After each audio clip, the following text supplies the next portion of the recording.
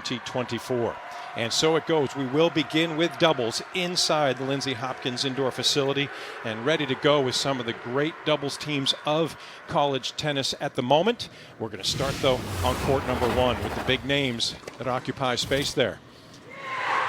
And things already underway as Stoyana Kupres take on Mert Vidmanova. Getting ready to rock and roll inside in Athens, Georgia.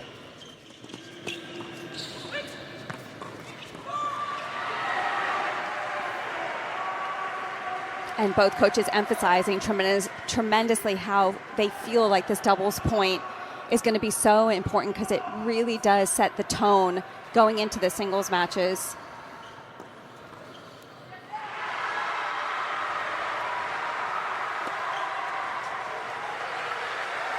It is Ayşegül Mert, the freshman from Istanbul, Turkey. There she is, as she's serving first to begin the contest on the number one doubles court. For Georgia, they won both of the doubles points in their quarterfinal and semifinal appearances. They had to come back against LSU. Two strong comebacks after losing on the number two court to produce the doubles point, and they dominated Tennessee yesterday.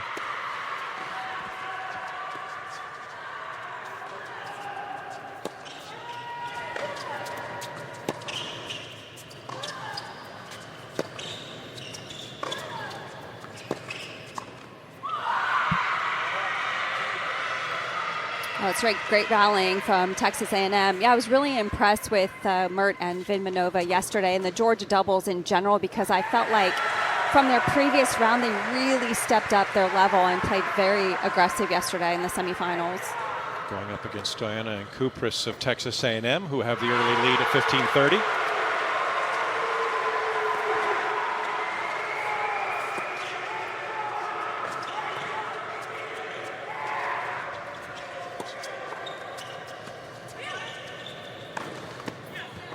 And there she is, the beast for Texas A&M. She has been absolutely phenomenal. We're talking about junior Mary Stoyana. She is the number one ranked player in the nation in singles, and not too shabby in doubles either. Number 3 in the nation in doubles, yeah. So she's, I mean, you can see why she's got a great all-around game, and also really great court sense out there. Always can somehow see an opening there on the doubles court.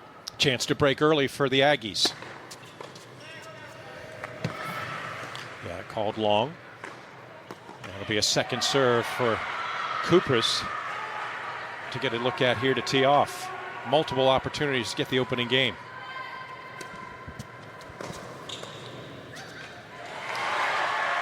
Dasha Vidmanova stepping forward to save one break point. And I feel like Vidmanova could be moving quite a bit. She's so tall, 6'3". She's got that huge wingspan and can be such a presence at the net. No ad scoring in this competition, so multiple break points, not just a double break point here, as one's already been saved, but just so much pressure to be under early.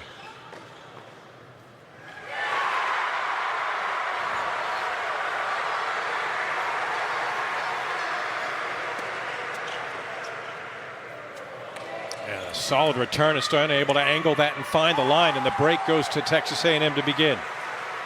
Well, the junior from Southbury, Connecticut, has really made her case as to be one of the top players in collegiate tennis. Of course, last year she was all SEC and All-American, but Mary Stoyana brings so much to the court as both leadership, but boy, is she great off the ground and with a serve. I think also she's one of the hardest workers out there, and I think you can see it when she steps out in the court. What I like is every time I watch her play, I feel like she at some point has a smile on her face. She just loves being out there. She loves the competition, and that exudes in her leadership as well. As Mia Kupres would probably testify, Mary seems to make her partners even better. It's just a good partnership. Last year with Carson Brandstein, Stoyana was 9-0 before Carson ultimately had to step aside due to injury. Now she partners with Kupres, and they find themselves at 22-5 this year. I think that just goes to show you as well how much she can adapt to her partner, and that communication is so important. They're already out there talking between every point. The roar you're going to hear throughout a predominance of Bulldog fans, of course, here in Athens, and there's already a break over on court number 2 as Georgia assumes a 1-love lead.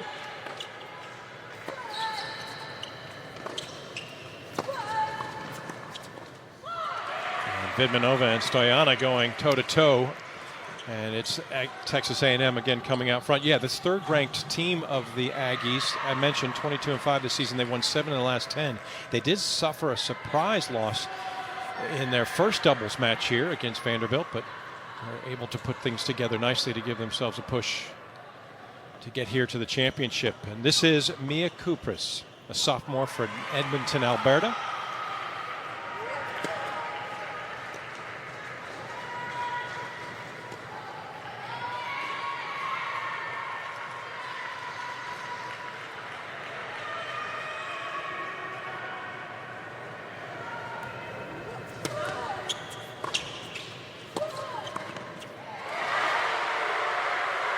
That's a great move and a great close at the net from Mert. Just makes the volley so much easier when you can get to the net as close as possible and have a little bit more comfort doing that when your partner decides to stay back on the ground. Gives you a lot more freedom to be able to move at the net.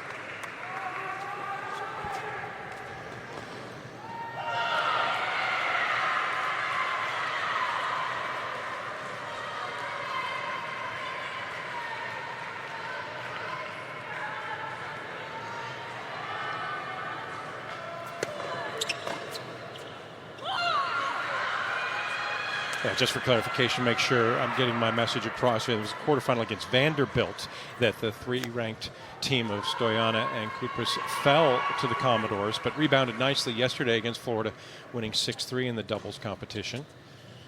There's good camaraderie between the two. They've shown, an affinity and an affection for each other. They're very light. They cut around, smile quite often, very communicative, and it's yielded great results this year.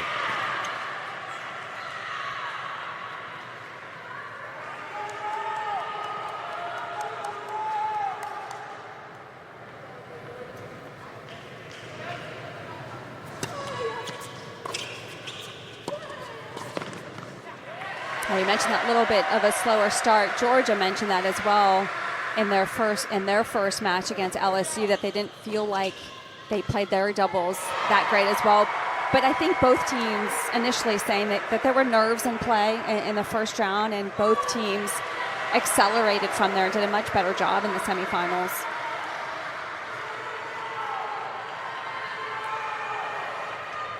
A lot of enthusiasm, a lot of excitement here at this prestigious university. Of course, with the total between the men's and women's teams, they've won 8 national championships, 7 times women's SEC champions. A lot of support here in Athens.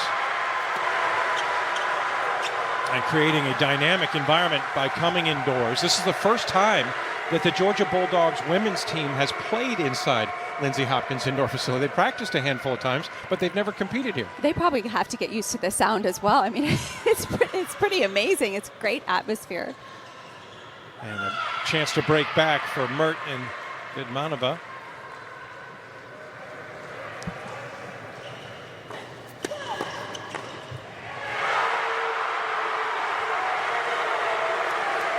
And a roar for Georgia as they consolidate the break on court number 2 for a 2-love lead. Gets everybody fired up, and Kupras has to just try to maintain her composure.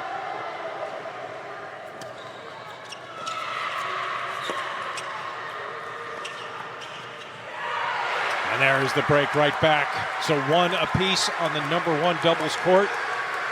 But that excitement you hear, that roar coming from court number 2. Let's take a peek in over there as Georgia's got the upper hand early. They have a very quality duo in the form of Gigi Grant and Mai Nurendorn. They have broken and held for a 2-love start against Carson Brandstein and Nicole Kieran.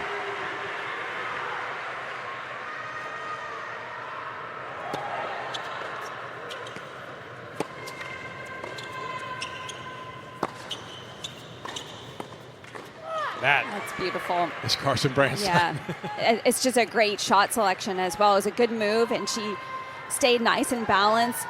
Didn't try and overplay that, just nice touch. I think this is going to be challenging actually indoors with the echoing of the sound, just to be able to focus for all these players.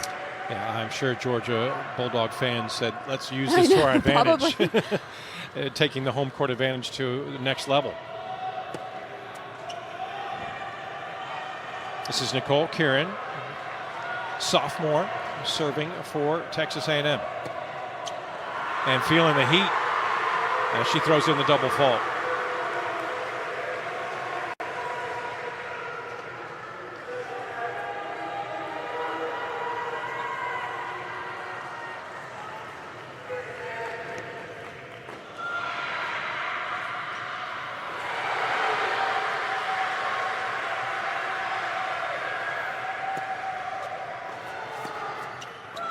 Branstein again there using her big frame. 5'11" senior from Orange, California, just stepping in. I just like that it was very decisive. She didn't hesitate right after the serve. She didn't go too early, but did a great job again of cutting off that ball moving forward to the net. Just the third match together for Branstein and Kieran, as Branstein just came back to Texas A&M to compete a week ago. And there's the hold for the native of Israel. So they're on the board. Texas A&M on court number 2, but the Georgia Bulldogs march to a 2-1 start. Georgia has always been a perennial power. As you see here, they've been to the final in 5 of the last 7 years of this SEC tournament. But Texas A&M, Jill, has come on strong now in their 4th consecutive appearance. They really have, and the coach has done a great job of, he credits it to recruiting a little bit better. They're always looking for players that want to grow and progress and play after collegiate tennis and potentially play pro. I mean, Mark Weaver told me the other day that he feels like 80 to 90% of the players will probably continue on and go to play pro, which is great. Yeah, for Georgia, they've actually reached 9 of the last 12 finals, if you want to go back further, all the way to 2012. So they have been hanging around and present for quite a while now. Here we are on court number 3, a chance to peek in on Georgia's Anastasia Lopata and Mel Riasco. They're in the near court, facing Luciana Perez and Jeanette Morales at the top of your screen. This is the native of Lima, Peru, Luciana Perez, serving for Texas A&M, and her partner from Houston, Texas, Jeanette Morales, a junior. And break opportunity for the Bulldogs.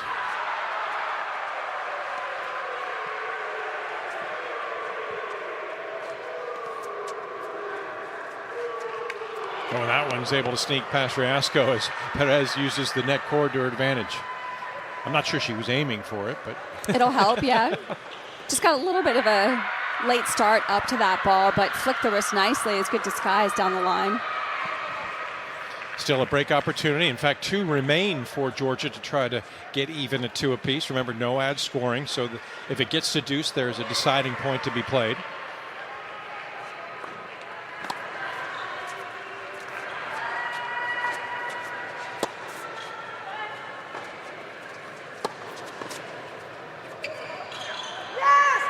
And that's called out, and there is the break for Georgia.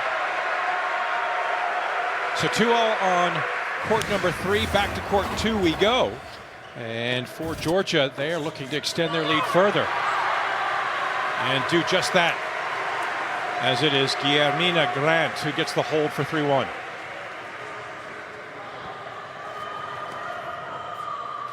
Grant and Nierendorn for Georgia in their quarterfinal match against LSU never really got involved. In fact, they only won a single game in a 6-1 loss, but they rebounded nicely against Tennessee to win the doubles point 6-4. This is Carson Branstein serving for Texas A&M.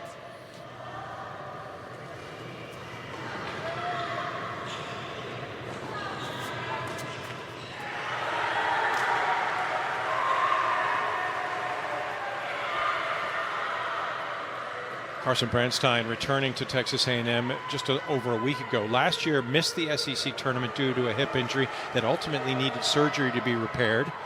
Did some time trying her hand at the pro level, and then said she missed the college game so much she wanted to be back, and here she is once again. She's only been back for a week. It's been pretty impressive how she's been able to come out and play the way she has. The first match she played, it was a little bit up and down, but that was lack of match play. But yeah, she just loved this atmosphere so much. Really missed being a part of that team, that Texas A&M team.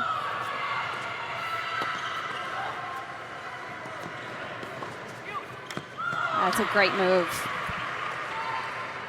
just snuck in at the last second to take that ball out of the air. Really smart once she saw her opponent on the defense.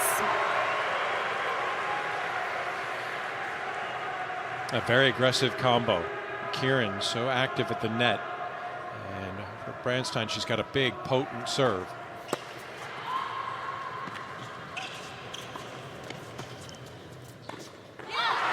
That's a big miss. Kieran just can't find the court. And Georgia sneaking closer to perhaps an insurance break.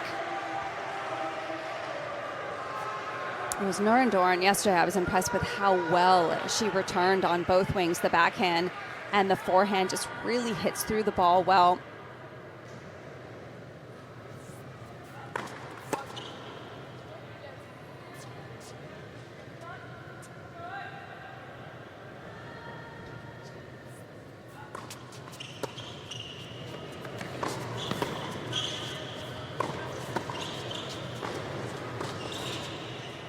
Oh, Carson Brandstein, beautiful.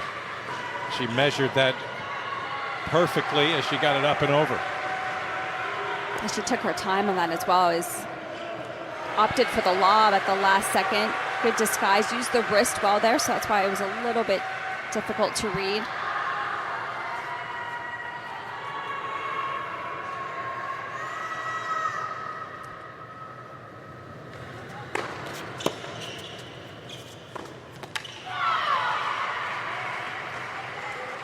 Nurendorn has to watch Gigi Grant just miss the attempt to go back with the shot up the line from Brandstein. It's successful, and there's the hold. Here's a chance to peek in on court number one. Mert Vidmanova taking on Stoyana Kupres.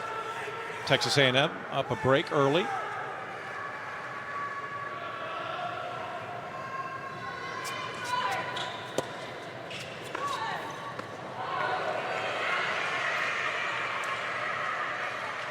Well, I like the return. I like the charging from Vidmanova there to take that ball early. Just didn't maybe get the depth that she needed. And Stoyana was able to have time to set up for the pass.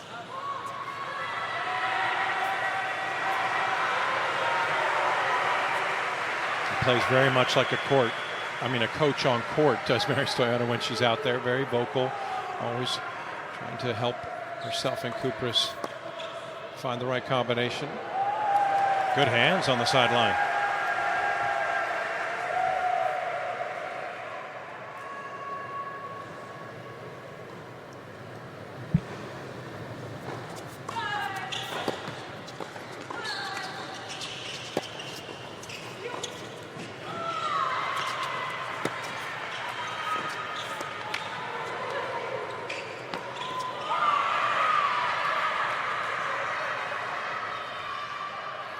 So Stoyana and Kupres able to establish a 3-1 lead on court one.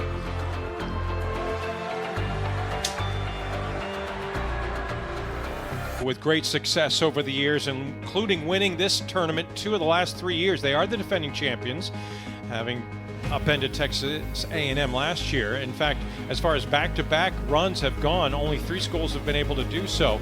And Georgia won it 3 times in a row from 2007 to 2009. But Jill, as defending champions, they want to produce that back-to-back run and do so here at home. Yeah, and they've been playing well enough to be able to get another one under their belt. I mean, they've been so impressive, but Texas A&M has gotten the better of them the last few times. So it'll be interesting challenge here for Georgia. We do have the home crowd, as we've been listening to. What gave you that indication? It's just incredible. Vocal Bulldog crew. By the way, those 3 schools that have gone back-to-back in the history, Vanderbilt did so in 2017, 2018. Georgia, we mentioned, did the three-peat, 2007, 2008, 2009. Florida did it twice, with 5 in a row in the early 2000s, and then 4 in a row from 2010 to 2013.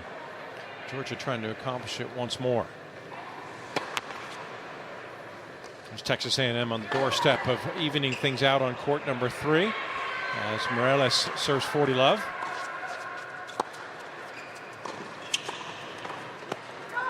And there's a hold to love. So dead even on court 3.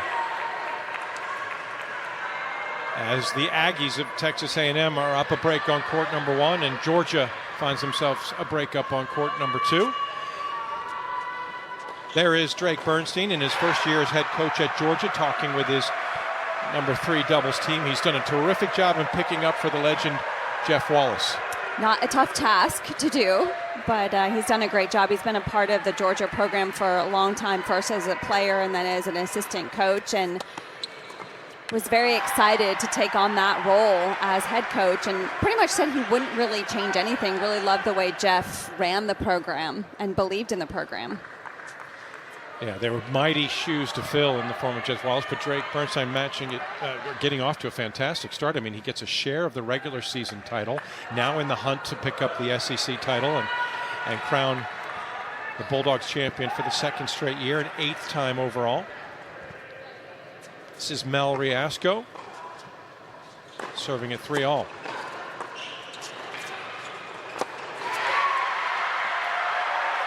They established quite a program here. 38 years as the head coach, 40 years in total in Athens, Georgia, and Jeff Wallace, more than 800 career victories, 7 times winning this SEC tournament, national champions multiple times over. It's quite a resume. It is quite a resume, and I love that he just can't stay away. He was here yesterday in the semifinals, and now, of course, today for the final match, cheering on the squad. I think that's great.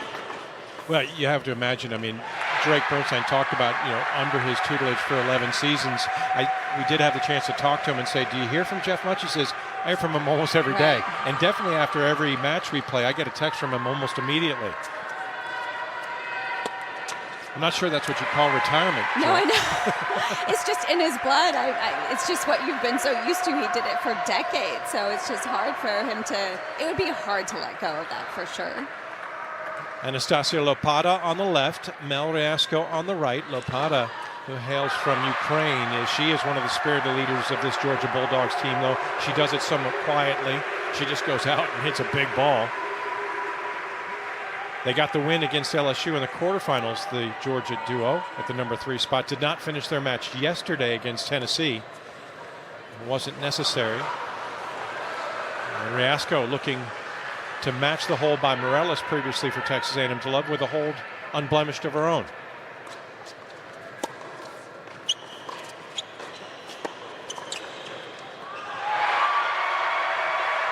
And Lopada finds the depth on the volley and helps her partner to the hold. And on serve on court 3 over next door to court number 2. As we return with Georgia up a break 4-2. Grant Nierendorn playing terrific tennis to begin. As Nicole Kieran puts the ball in play for Texas A&M.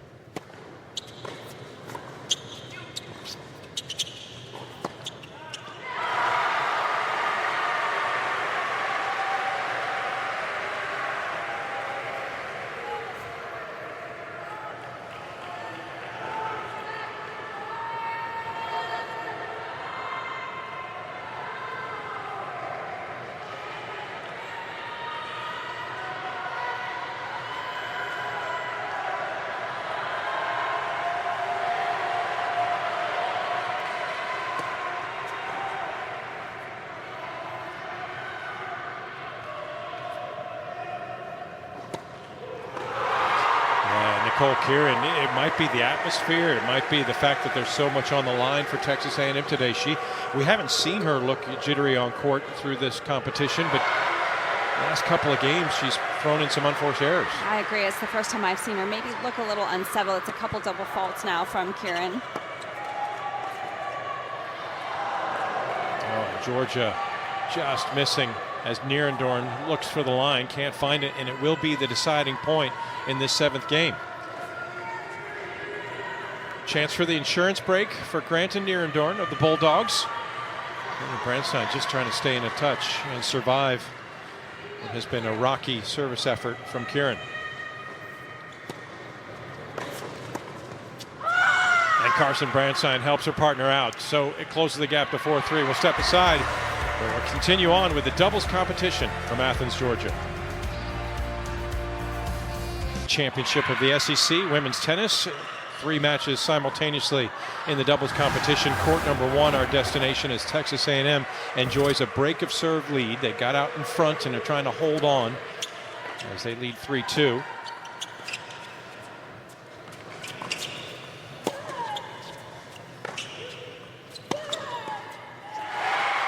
Dasha Vidmanova stepping forward once again. She puts She poses a massive presence at the net, doesn't she? She really does. I think that was probably the wrong shot from A&M. Trying to go around Vidmanova at the net is just so difficult to do, especially that angle, but did a great job of just punching that volley right at Stoyanov.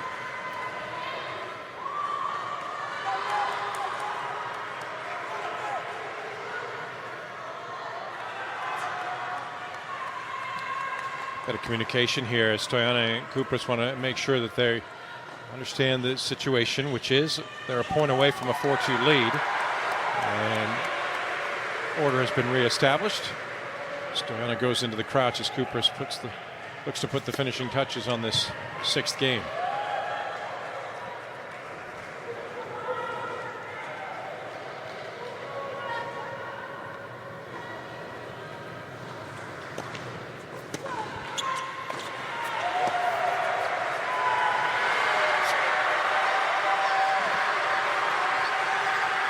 Chance for Georgia to get the break back. Took a big cut at that. Vidmanova off the return. Well struck right inside the baseline.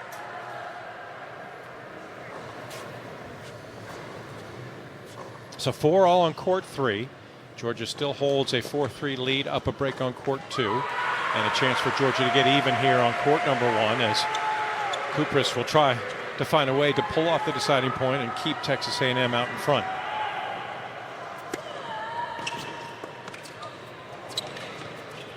And very active at the net, Mary Stoyanov, and she helps her partner to the hold.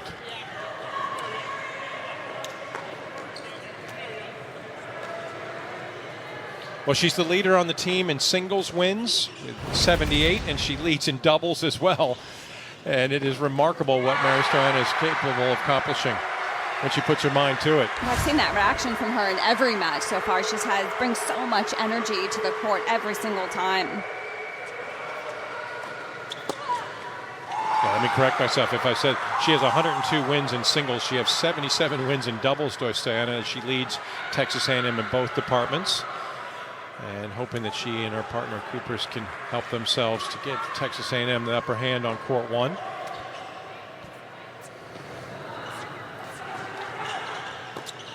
Vidmanova serving at 2-4.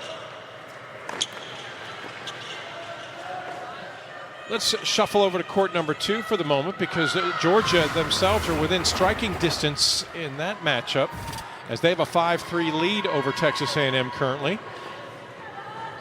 Gigi Grant and Maud Mirandorn of Georgia on the bottom of your screen, just coming back in division, as Kieran and Branstein are trying to scramble and maintain a presence here in this set.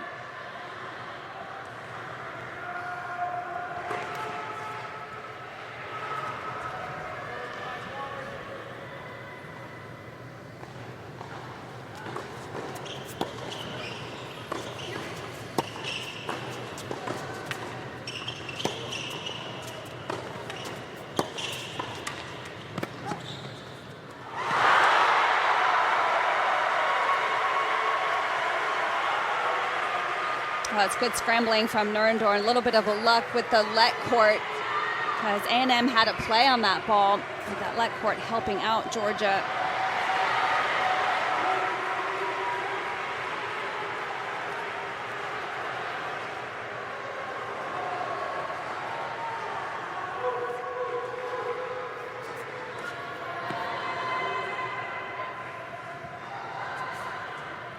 Georgia fans excited with a chance to go up 5-4 over on court number 3, as well as the potential outcome here on court number 2, the double fault, and Branstein now contributing to the woes of the Aggies, as it's a half chance here for Grant and Nierendorn of Georgia to pulling off the win. And Georgia has moved ahead 5-4 over on court number 3, so Georgia within a game of taking 2 of the 3 matches currently and pulling off the doubles point.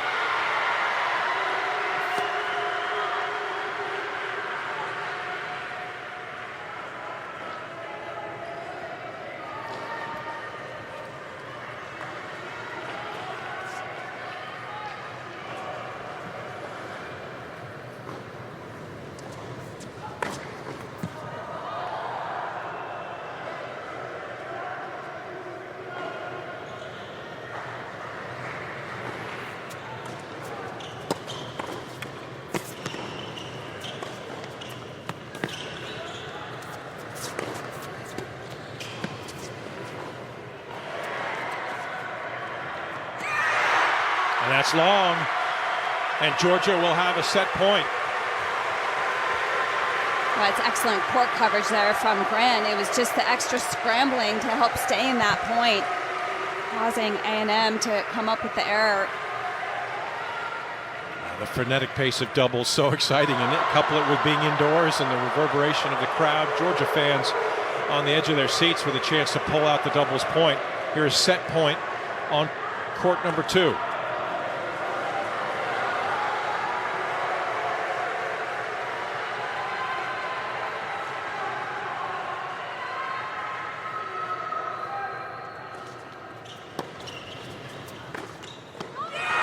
And there it is.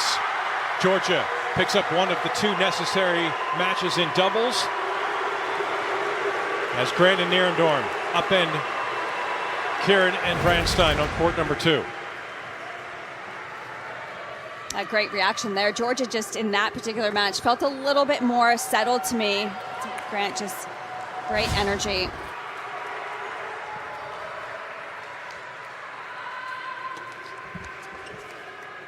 The Women's SEC Tennis Championships from Athens, Georgia. Congratulations to the men's side of Kentucky as they go back-to-back in the championship in the men's competition. And Georgia trying to accomplish the same here. Last year's champions over Texas A&M.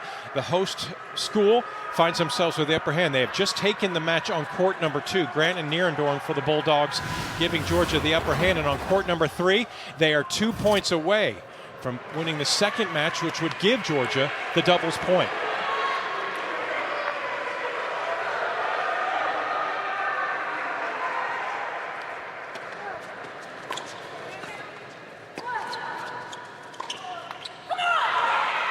And Texas A&M fighting for their presence here on court number 3. Their duo, a potent one of freshman Luciana Perez of Lima, Peru, partnered with Houston, Texas native junior Jeanette Morales. Morales is serving at the moment, trying to keep Texas A&M in the hunt and get to 5-all. On the right, Gigi Grant. In the middle, Mai Nierendorm. They just won their match over on court number 2 as they look on. As the Georgia Bulldogs oh so close to capturing the doubles point.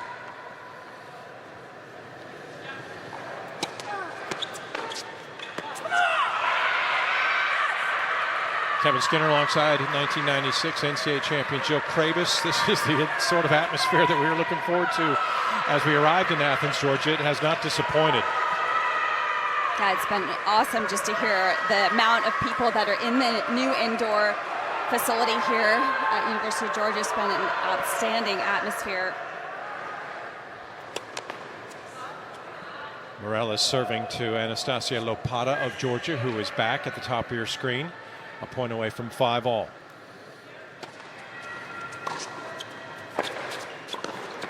And there's her partner, Mel Riasco, stepping up and pushing to a deciding point, which will also be a set point for Georgia. Excellent move from Riasco at this stage, especially just missing that previous return. Did a great job of just going after that volley. It paid off. $27 million to build this indoor facility, Lindsey Hopkins Indoor Complex. And they've had to go inside due to inclement weather, but the Georgia fans have come out in droves and made their presence known, and they're trying to lift the Bulldogs to the doubles point. Set point on court number 3 that would give Georgia that 1-love lead.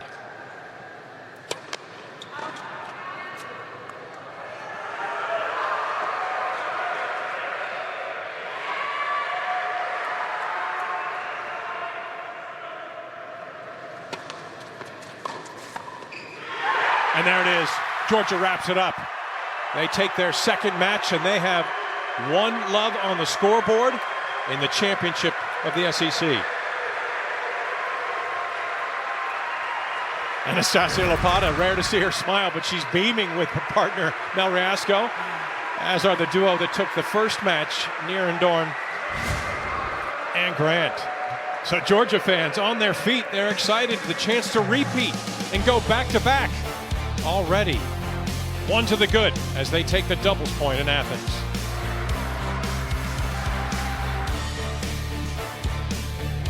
It's SEC Championship weekend in men's and women's tennis. Congratulations on the men's side. For the third time, the Kentucky Wildcats are champions, including back-to-back runs in 2023 and 2024. Rain outside here in Athens for the women's final, so they move things indoor.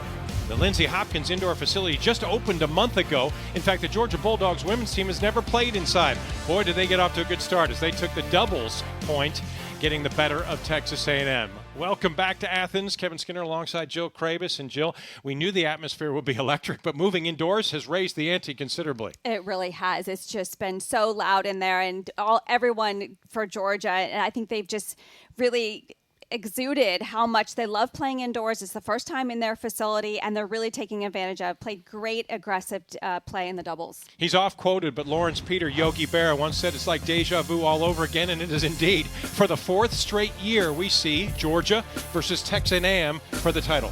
Yeah, it's been two dominant teams in the last 3 or 4 years, but we know Georgia's program. They've been so good for so many years, and it's really great to see Texas A&M make that push in the last 4 years, and they've really created a dominant program. Yeah, it has been intriguing to see these two. In fact, they tied for the regular season title, and now they find themselves 1 and 2 in the final.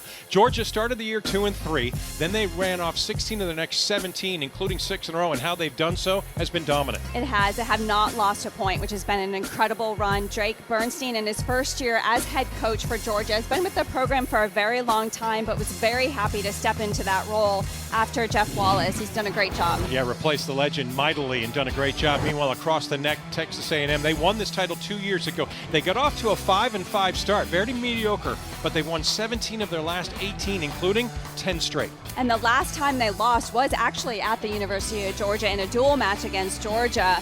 And they're here again, but it is different circumstances. They're now playing indoors instead of outside. Of course, Georgia got that doubles point, so they have a lot of work to do, but they have got great depth to their singles squad. Georgia won the 2 regular season meetings between these two schools. Can Texas A&M get some revenge? They'll have to come back from 1 point down in Athens.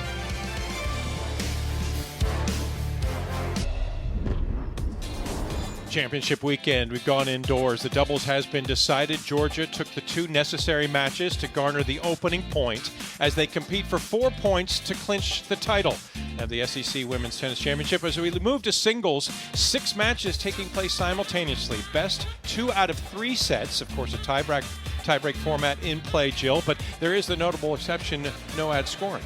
Yeah, and that does make a difference. It's about playing those big points, those pressure points the best. Who's going to be able to do that? That's something A&M emphasized a little bit. Mark Weaver, the coach, was saying that what he feels like it's going to come down to, because the matches they've played against each other have been so tight. It's only come down to a couple points here and there. I feel like it's probably going to be the same today. It's been ridiculous, actually, how these two have competed over the last couple of years. 4 straight years in the SEC final, but they also competed twice earlier this year. The last time they played was 38 days ago right here in Athens, but that was outside. But it went 4 hours and 51 minutes, Wow. 4-3 for Georgia in the end. I wouldn't be surprised if the same thing happened. You saying strap in and hydrate? Yeah, we're going to be here for a while. We go to court number 1 as the very talented 20th ranked player in the country for Georgia, Dasha Vidmanova, takes on Carson Branstein, the 5'11" senior from Orange, California. It has been the return of Carson Branstein to Texas A&M that has made the headlines of late. She's only been back for a week in competing, playing just her 3rd match overall. And she will serve first to get things underway.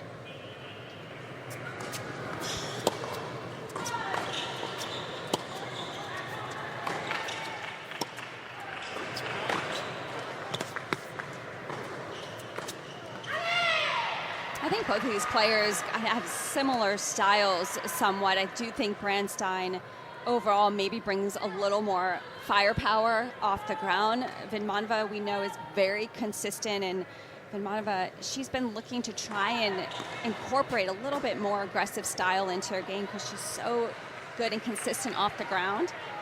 And Bernstein has mentioned how much he's trying to get her to move inside the court a little bit more. That's something I feel like Branstein does well. Anytime she sees that shorter ball, she does look to step up.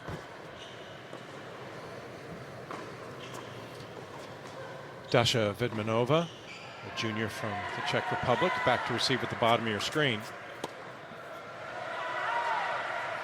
Yeah, things settle in a little more here in singles, doesn't it? Because of the fact that you play a couple extra sets if necessary, going to a deciding third if it's warranted. Is it sometimes difficult for players to kind of transition into singles after that frenetic, wild pace of doubles, just the one set? Normally, no, but I think because the turnaround is so fast, it's only 5 minutes between the doubles and the singles, and which with how much excitement we just saw in the doubles, to be able to sort of regroup, because it does quiet down a bit in the beginning, and just to be able to kind of keep that energy up right from the start in the singles. Brandstein, in her quarterfinal effort against Vanderbilt's Celia Bellemore, was unfinished in her match. She did win the opening set in a tiebreak.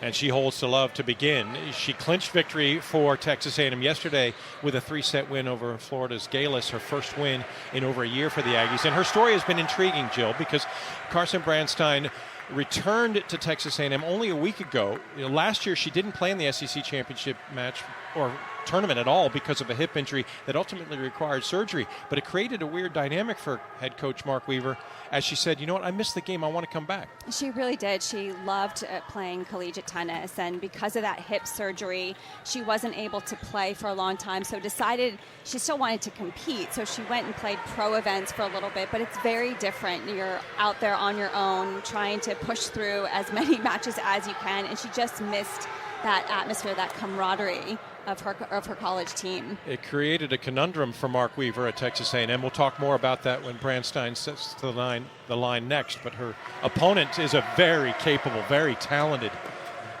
Dasha Vidmanova, now serving at the far end.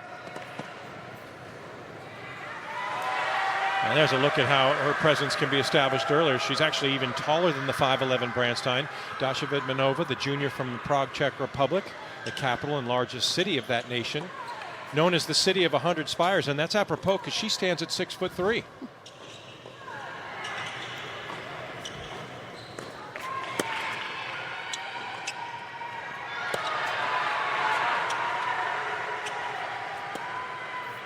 Brandstein misses with the forehand. Vidmanova's 18-7 overall, but 9-2 in the one position, and she's won 4 straight matches, including what has been an absolutely phenomenal effort here during the course of this tournament. In the 2 matches she's played, Jill, she's lost 5 games in 4 sets. She is. She's impressive because she moves very well along the baseline, and even with her height, she's not one of those super aggressive players. She's got a big serve.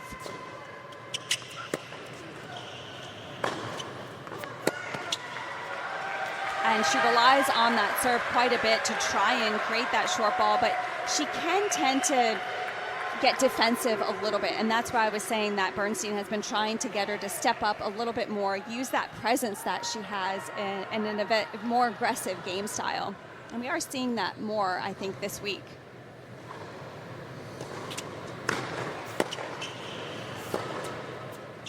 And Vidmanova matches Brandstein with a hold to love. So on court number 1, the server is perfect through 2 games. Well, as we mentioned, we have seen this time and time again over the last couple of years. It's 4 consecutive years that Georgia and Texas A&M face off against each other. Georgia winning 2 of those 3, and Georgia has been perennial in the mix a number of times. In fact, they find themselves in the championship match for the 9th time in the last 12 years. This is starting to become a bit of a rivalry, maybe. Well, it has the last 3 years, of course, 4 years, of course. Yeah, without question, these two. Georgia has won this event 7 times. They look to go back-to-back. We are now at court number 3. And a chance to see Nicole Kieran, the 19th ranked player in the nation, double fault as she serves to Mel Riasco of Georgia at the far end. And Riasco with the chance to break. She's already held for 1-love, and a chance to take over the lead outright with a hold and a break.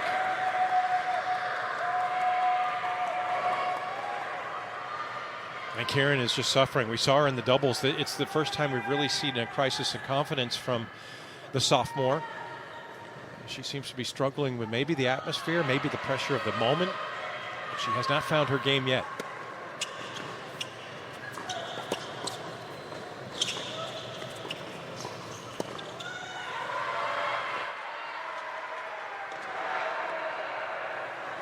I like the use of the drop shot. That's something that I think is good for Kieran's game, because off the ground she hits so hard and with such depth. To incorporate that drop shot's a great play. But I agree with you. We saw a couple double faults in the doubles as well. We just saw one a couple points ago. But to me, it's her demeanor. When I saw her play her last couple matches, she was walking around with a little bit more of a presence, and I just feel I don't see that as much today yet. I concur. Yeah, her shoulders are a little more rounded. She doesn't seem to have sort of that confident air to herself, and I think she's still searching for the right level. And the tough part is that Riasco is going to make her pay if she's vulnerable.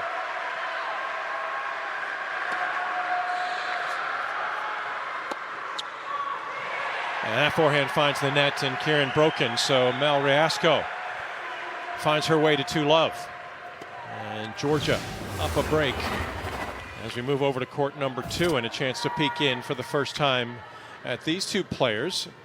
And they are both ranked in the ITA singles rankings. For Georgia, Alexandra Vecic, ranked 40th, but she's going up against the #1 player in the nation, Mary Stoyanova.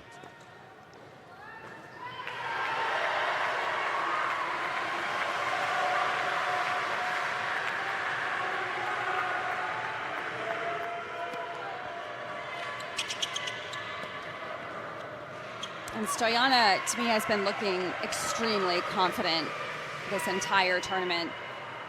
And there's her #1 ranking there. She's also #3 in the nation in doubles. And I think you can see that in her game. Just saw her coming into the net. She's not afraid to move forward. And to me, she's got all the tools. She can hit off the ground. She throws in slices, got great drop shot, good hands.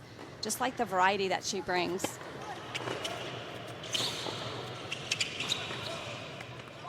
Quality movement, but Vecic comes up with the answer. She picked her target well as the pass finds good purchase for 30-all.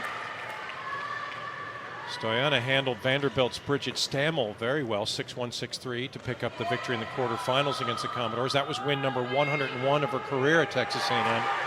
And she's even more impressive getting past the Gators' Dahlstrom yesterday, 6-2, 6-love, to clinch victory for Texas A&M. For her 30th win this year. That leads the team, and she's won 9 consecutive as Stoyanova.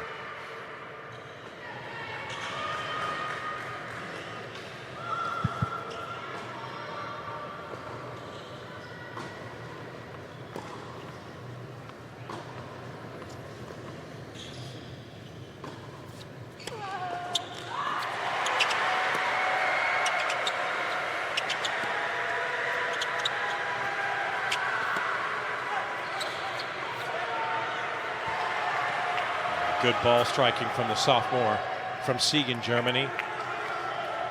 Vecic has had her struggles in the #2 position. She's just had a 9-7 record overall this year, just above 500. But she has been able to start to excel as the season has worn on. She's won 4 in a row coming in.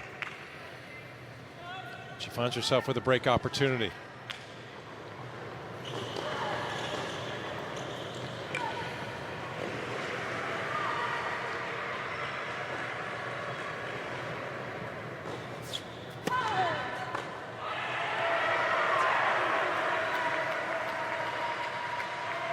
Check that 30-all on court number 2. Georgia up a break on 2 courts already, on courts 3 and 5, as Vecic tries to add to that. And now it will be a break chance for the Bulldog. Well, that's the type of points that Vecic is going to want to play. She loves that forehand side. That's where she can create a lot of opportunities for herself. Needs to continue to attack that second serve of Stoyanova just to be able to get Stoyanova on her back foot right away.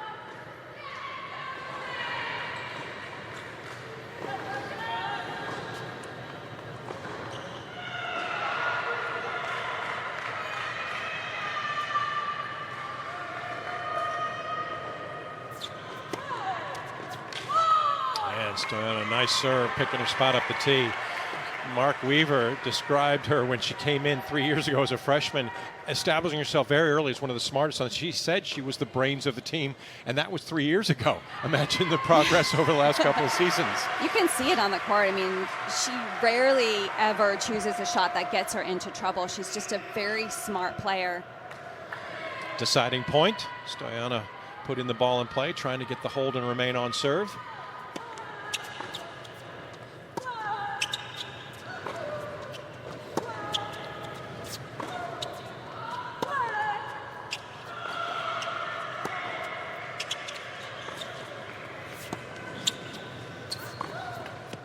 And not often you'll see it that the number one player in the nation is in the 2 position, but that's the case for Mary Stoyanov, who gets the hold, and they remain on serve. 2-1 opening set as we are underway with singles action from the SEC Championships. That sound you hear is the Wildcats going bonkers in Baton Rouge as the men's champions are the Kentucky Wildcats. They first won the SEC Championship back in 1992. They won it again last year for their second title. How about this, Jill? They go back-to-back for their third ever title as they best South Carolina, who was appearing in their first ever SEC Championship final, but Kentucky too good in the end. Yeah, that is just a great job to be able to do back-to-back. Not easy to do, but great job for South Carolina to get to that stage as the 11th seed. It was an incredible run, but too strong from Kentucky. Yeah, the Wildcats getting it done over in Louisiana. It was returned to Athens, Georgia. We'll see if the Georgia Bulldogs can hold on to their 1-0 lead on the scoreboard. They won the doubles point, and now they're trying to produce 3 victories in 6 singles matches taking place simultaneously. This is Gigi Grant for the Bulldogs in the near court, serving up a break 2-1 on court number 5.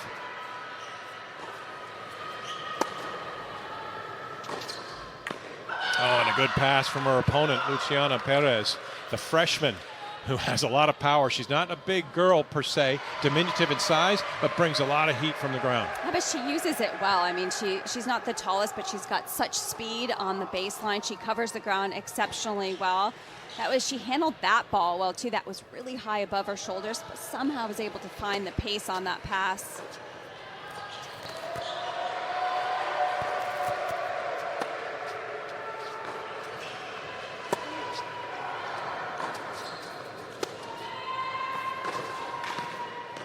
Good hands from Grant. A spark plug for this team.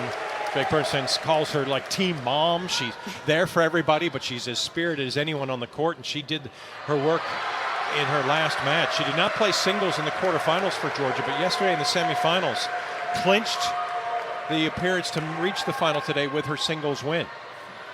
I thought that was a good move to throw her in because she played exceptionally well, and she did bring a lot of energy overall to the Georgia team.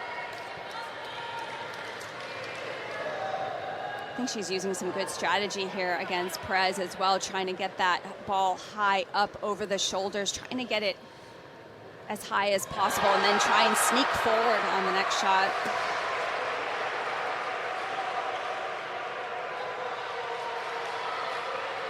Grant 24-8 overall in singles play. She has been in full warrior princess mode of late, leads the team with 24 wins and has won 14 consecutive matches.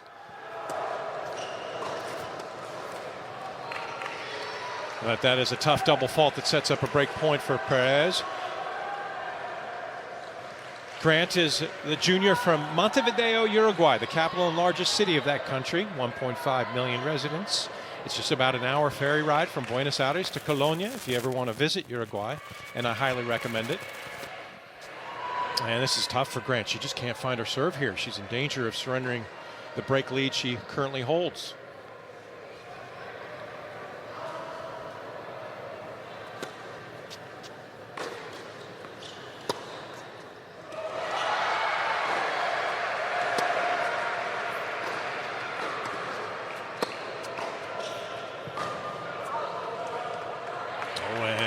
Holds up fingers about 1.5 inches apart, saying that was out. It just missed Perez. Not so sure, but she'll have to abide by the ruling.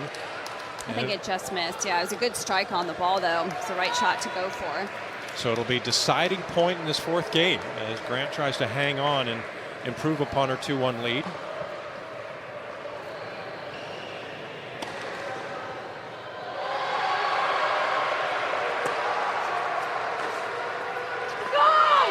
Grant does just that.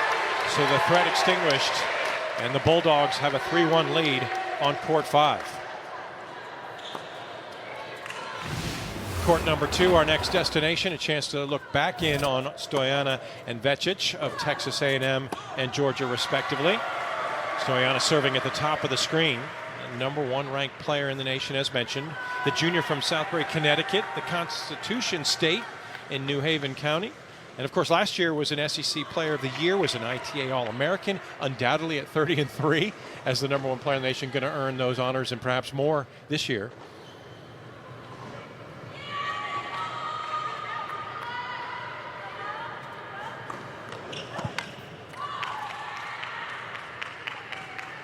Serve is going to be important for Stoyana, the first serve percentage, because Vecic has already shown that she's going to get aggressive on that second serve, and Stoyana hits her spots well when she's playing with confidence on that serve.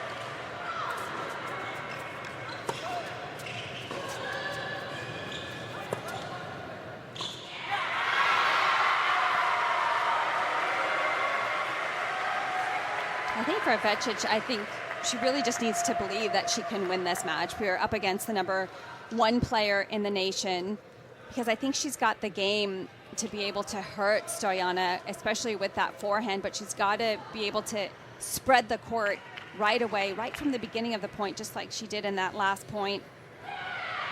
Yeah, it all begins with that forehand. It is massive. One of the best in college, according to her coach, Drake Bernstein.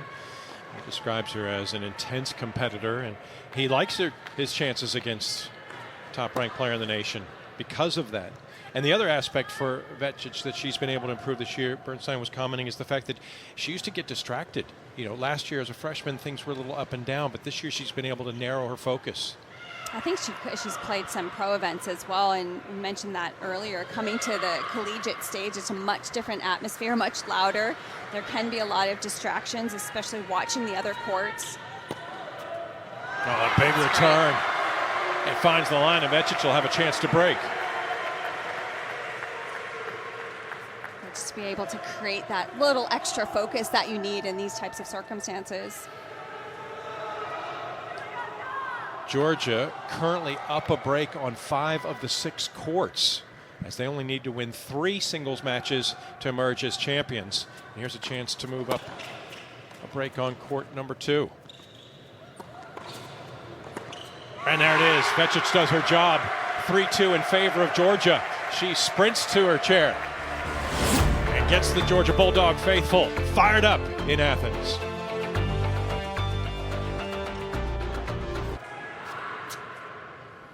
It's one of the most storied programs in women's tennis over the course of the years. The Georgia Bulldogs have established themselves as one of the perennial favorites in so many ways. 21 combined totals overall, 12 regular season SEC titles, 7 SEC championship runs, twice NCAA champions, and they are currently in great form against Texas A&M. The 4th consecutive year these two teams vying for the championship. And on 5 of the 6 courts, Georgia leads by a break of serve in the opening set. So they are in good stead as they have already taken the doubles point and lead 1-0. Back to court number 1, and the top 2 players. Well, there's an asterisk there, of course, but Vidmanova taking on Bernstein.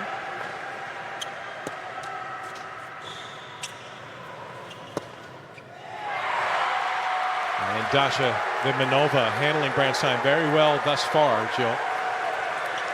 Well, I think one of the toughest things about Vidmanova's game is that she anticipates so well. And when you're playing someone with Bernstein who just likes to hit and go after the ball, she's got to try and be a little bit more patient, because Vidmanova already is so good defensively. She gets so many balls back into the court, and that's what happened there. Just got Bernstein ended up just spraying that last forehand.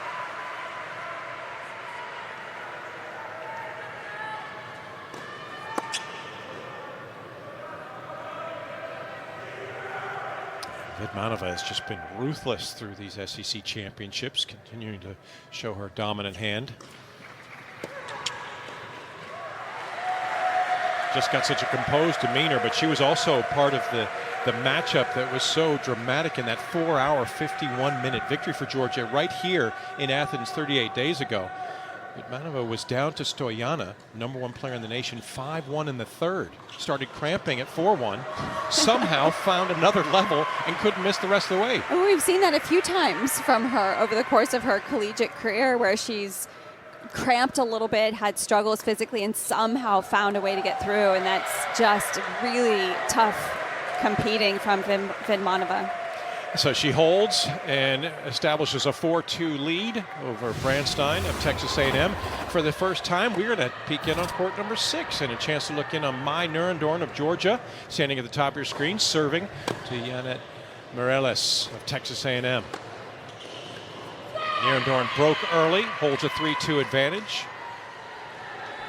Mai Nurendorn hails from Bangkok, Thailand, a junior from the most populated city of that nation, 11 million strong. Did attend high school in Hilton Head, South Carolina, and has made her home now in Georgia the last couple of years, and was up on LSU's Kenna Erickson on Friday, 6-3, 4-all in the quarterfinal matchup, but did not have to finish as Georgia clinched that victory before she was able to finish her match. In the semifinals, she was up a set, but had fallen behind love 3 to Lauren Anzalata of Tennessee yesterday, but again, didn't need to finish. And so she's trying to make her case for Georgia today over on court 6. Half chance here for Mireles at love 30.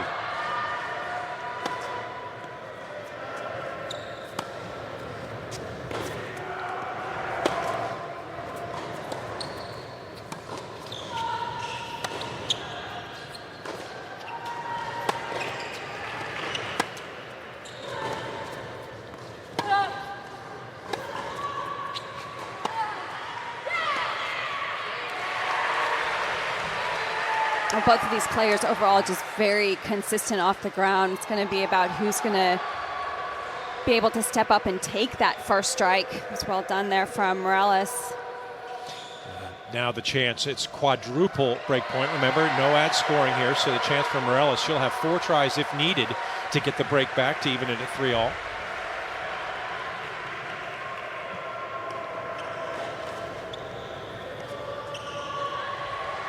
Nurendorn taking her time here as she's facing the break, and she'll put a second serve in play. Mireles will look to tee off.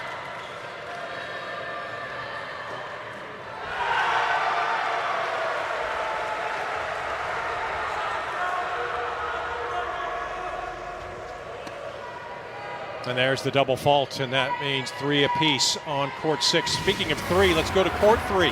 As Mel Riasco of Georgia has a chance to take the opening set and has just done so as she dominates Karen of Texas A&M 6-1. And for the native of Quito, Ecuador, muy bueno to begin.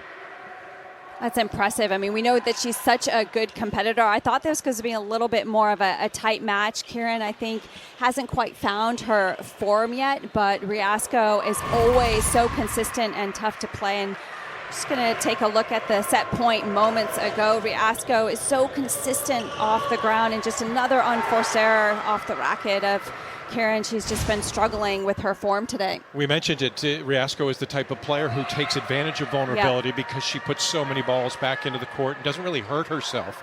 Karen, you can't say the same today. She really has not come out flat and has not been as impressive. But for Mel Riasco, she has been able to help Georgia's cause, of course. She jumped out to a 6-1 lead actually on Friday in their LSU contest, but didn't have to finish because time ran out and Georgia advanced. In her semifinal yesterday, she was up 6-2, 4-all when the same thing happened. So she hasn't been able to actually produce a victory, but she's been competitive.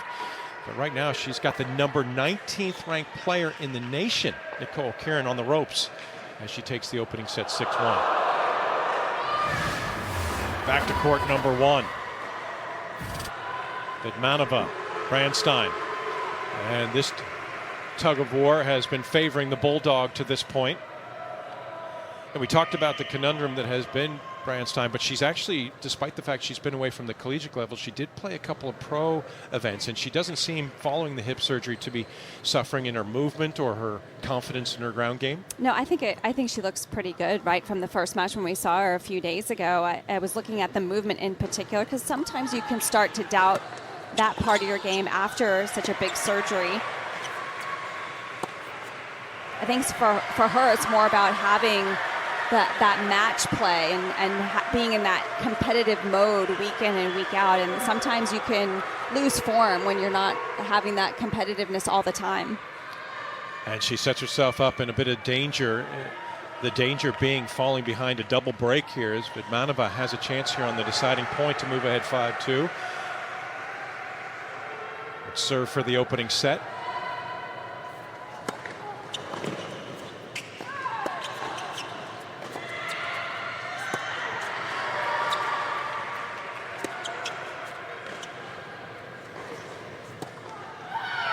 And Carson Brandstein comes up with the goods. Saves break point, gets the hold for 5-3, for 4-3, mind you. Vidmanova will not be serving for the set as of yet. Looking at court number 4, where Lopata of Georgia has the upper hand on Kupras of Texas A&M.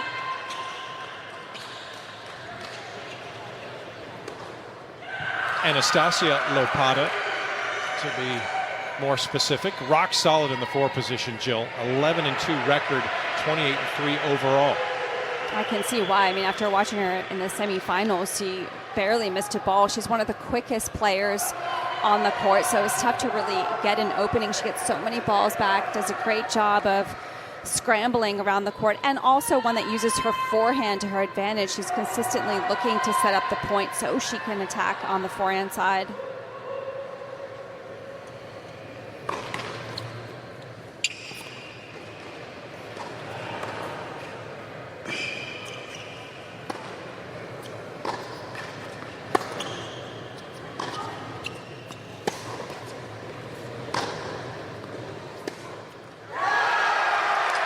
Lopata did not finish her match in the quarterfinal action against LSU. Didn't need to, as Georgia secured the victory before she could do so. But yesterday, she was terrific in the semifinal against Tennessee. Absolutely menacing form against Catherine Aaliyah, blitzing the Volunteer 1-1. Yeah, that was surprising. I mean, I feel like Tennessee in that position usually plays a little bit better, but Lopata, that's what I was saying, it's so hard to see an opening. That last point, a perfect example. Kupras had a tough time putting the ball away because of Lopata just scrambling. And Lopata able to extend her lead to 5-1. So the Georgia Bulldogs won the doubles point, lead 1-0. They are up a set on court number 3 and a game away from leading on court number 4 as well. Anastasia Lopata, the sophomore from Kyiv, the capital and most populous city in Ukraine. She has been, well, keeping an eye on things back home. It hasn't been easy, but she has found a way to stay focused, and she's relied on her teammates to get through these difficult days. Yeah, a lot of support the team has given her. Of course, her mom is still over in Kyiv and keeps in touch with her mom as often as possible. But it really has the team's support that she feels like has been able to get her in a good mental place as far as being at the University of Georgia. Yeah, it's provided her solace during what has been a very, very difficult emotional time. Mia Kupras serving. And there's another aspect we've seen a couple times here as far as the serve and hitting the net cord. Yeah, I mean, I forget sometimes too. I'm not used to it. You have to play the net cord if it goes in.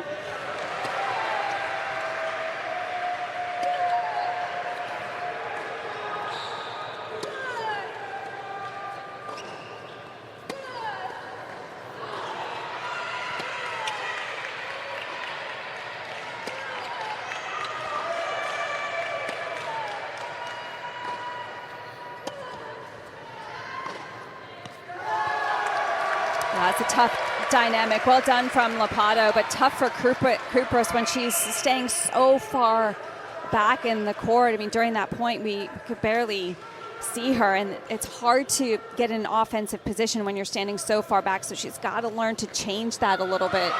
It's been another aspect for the sophomore Lopata, though, too, that she's always been a good mover and put a lot of balls in play, but her confidence has grown so much. Now she goes for the lines a bit more often. Yeah. And I think that has a lot to do with her serve. Her serve has improved throughout the course of the season, and that can always bring a little bit more confidence to the rest of your game. And that adds to the woes as Kupras misses long. Kupras has had a terrific season, though. One of 3 Aggies to eclipse the 20 wins mark at 21-6. She's won her last 6 contests when they have reached their conclusion, but she's finding herself just overmatched today to this point against Lopata.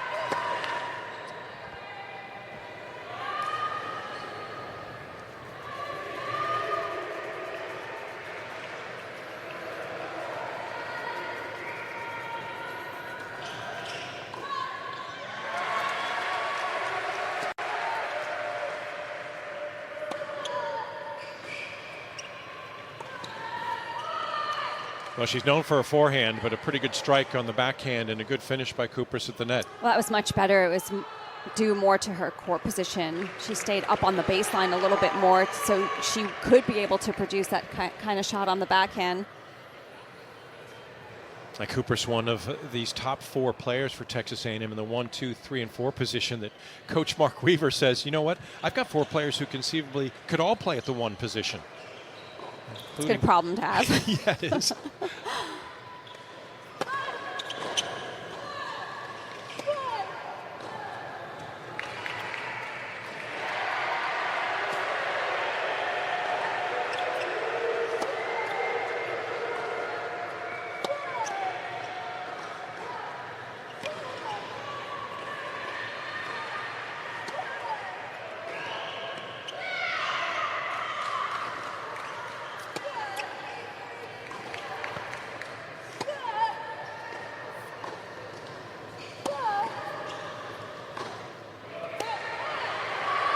That's long from Lopata.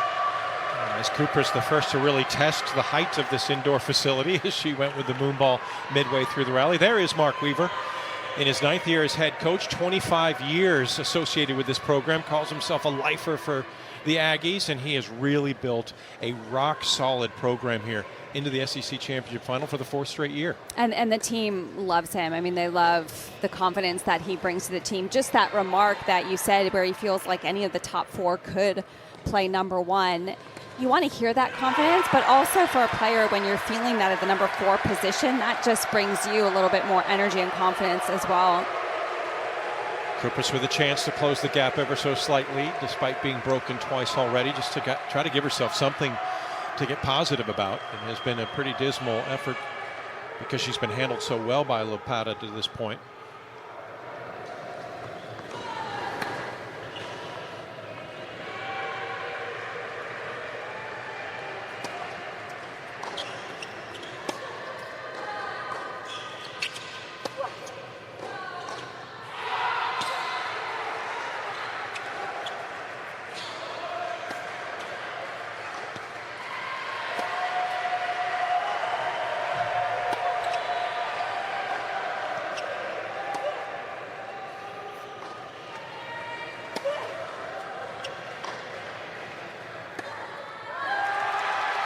And Lopata will have her chance.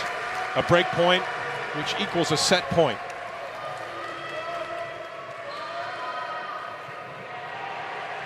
Georgia Bulldogs won the doubles point, already up a set on court number 3. As Anastasia Lopata tries to do her part to make it 2 of the 6 courts with the Bulldogs out front.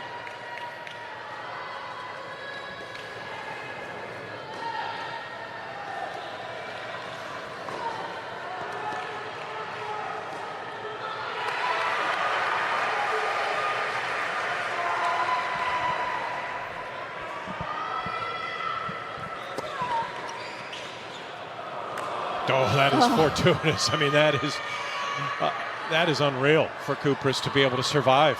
I mean, that ball jumped wide, but it found its way into the court, and it counts as a hold of serve. Kupras will take it. She has had a lot to be positive about. Over to court number 1, and a chance for Vidmanova to be able to take the opening set off of Branstein.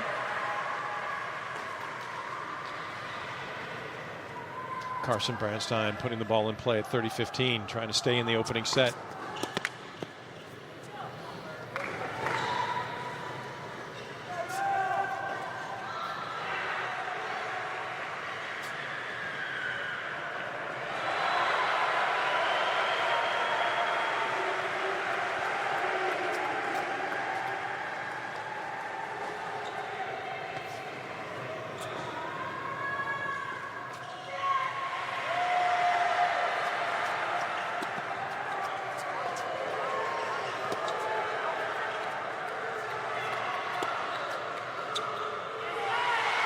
That's a great combination from Vidmanova. That little bit of higher, more off-pace, heavy ball, and then tack the next one. Just that change of rhythm for Branstein, tough to deal with.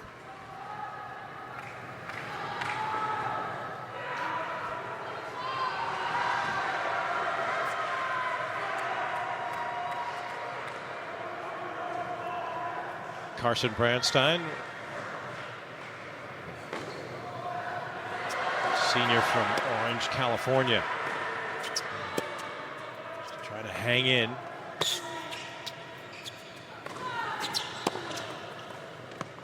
And good finish at the net, so she gets her hold. It'll be Vidmanova who will serve for the opening set on court number 1.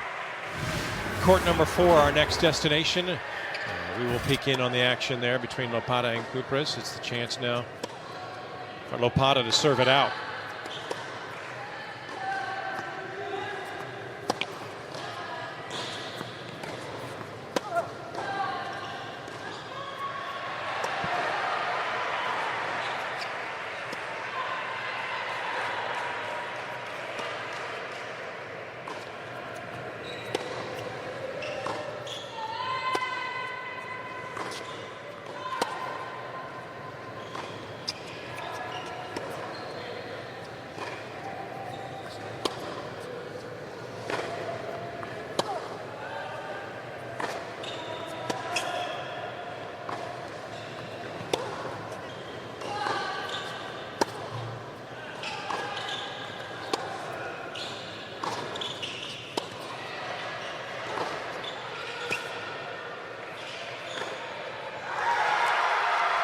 That's why Anastasia Lopata is so tough. She doesn't miss. She just asks the question time and time again, can you match me? Very tough. I feel like that was a much better point from Kupras, though. She was willing to stay in the longer rallies, really willing to wait for the right opportunity. She knows she has to go for it because Lopata is just going to keep getting that ball back. That's a tough point for Kupras to lose because I felt like she actually played it well. Yeah, the longest rally that we've seen during the course of these SEC championships, and Anastasia Lopata edging closer towards giving herself a 1-set lead.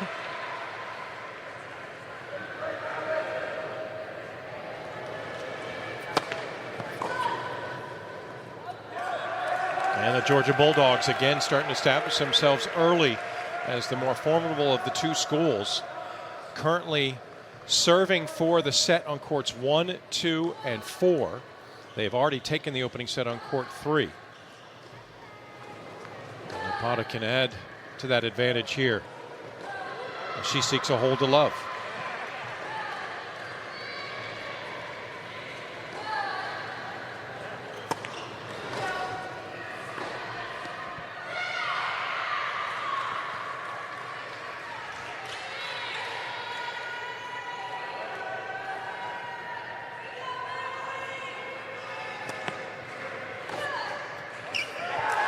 And there it is, Lopata, 6-2 in the opening set. She has been dynamic all tournament long. She gives the Bulldogs the upper hand on court 4.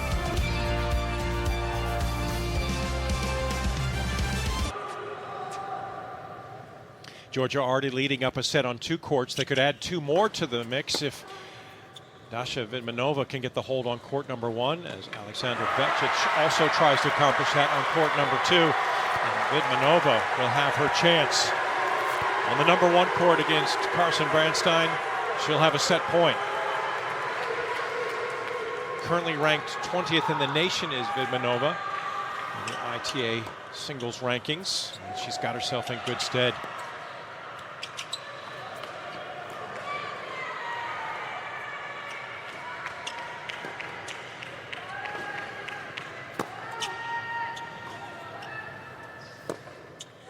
And there it is. Dasha Vidmanova has been dynamic since this tournament began.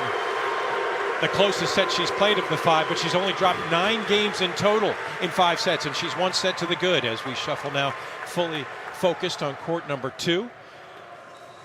As the number 1 player in the nation, Mary Stoyan at the bottom of the screen receiving serve from Alexandra Vecic.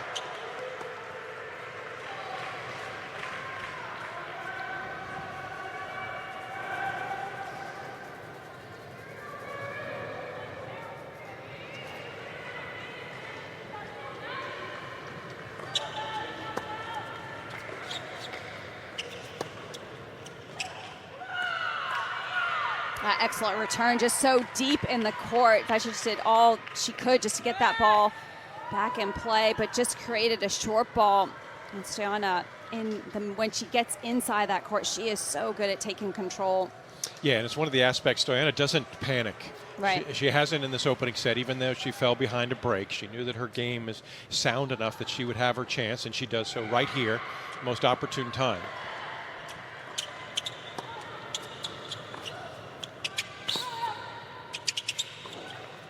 And she has the break to stay in the opening set. So Vekic unable to convert, serving for it. 5-all on court number 2. Just maybe a little nerves there from Vekic. Those 2 forehands that we don't usually see her miss, trying to change direction down the line. Just guided those 2 ever so slightly, causing the mistake. It was Stoyana, who now in the number 2 position, despite being the top-ranked player in the nation, who fell in the final match. The last time that Texas A&M lost a match, 11 matches ago, was here 38 days ago against Georgia. She was up 5-1 on Vidmanova. There was a big collapse. Wasn't able to hold that lead. Lost it in the 3rd set after that 5-1 lead. But in a lot of ways, that galvanized the Aggies, didn't it? Yeah. Because Mary handled it well. She was disappointed and a bit dejected and felt like she let the team down. But then they all responded around her and said, okay, we're better than this. We were in it. We just missed. So all they've done is run off 10 straight. Yeah, that says a lot about Stoyana as well, though, just to be able to let that go. And Mark Weaver, the coach, was just saying it was a tough one to lose, but it was Vidmanova that got rock solid as well out of nowhere and just ended up not missing a ball, which created a really tough situation for Stoyana.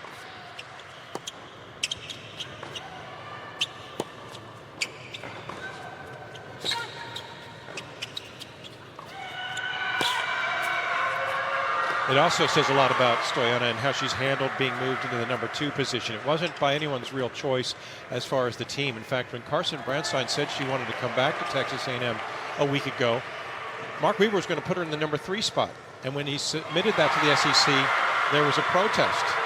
So they had to go back and say, well, where do you want to put her? I mean, we've got the number 1 player in the nation here. Where do you want her? Right. Ultimately, they voted 13 to 0. All the other SEC coaches, yeah. To say that Branstein should be the number 1 Right, player. That right. moved Stoyana to number 2. Mark Weaver knew no matter where he put Branstein that there would be a protest, and he was right. Meanwhile, over court 5, as Perez and Grant finding themselves in a bit of a struggle. And Perez able to find a way to get that opening set under her belt. So Luciana Perez leads Guillermina Grant by a set on court 5 as we get back to Stoyana and Vekic on court 2.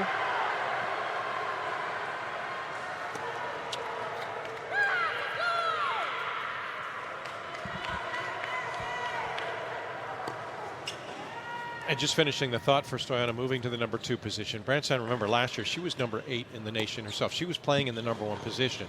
When she got hurt, she was the top player for Texas A&M. So it almost made sense when she came back, you know, almost like in protected rankings in the pro level. A little bit similar, yeah, a little bit similar. It's. I can see the tough situation though, and I can understand also why Mark wanting to put her at the 3rd position to begin with, because she hadn't played a collegiate event in a long time, had been away for a year. But he was taken out of the equation, and all the other coaches voted to put Branstein in the number 1 position. And Mark Weaver, I think, did a great job of explaining it to the team, to the rest of the girls, and they all understood. And I think that's why it was just a level of acceptance, and you can see it out there when they're competing. There's the aforementioned Mark Weaver. Again, he has been at a quarter century in College Station as a part of, in some form or another, the Texas A&M program.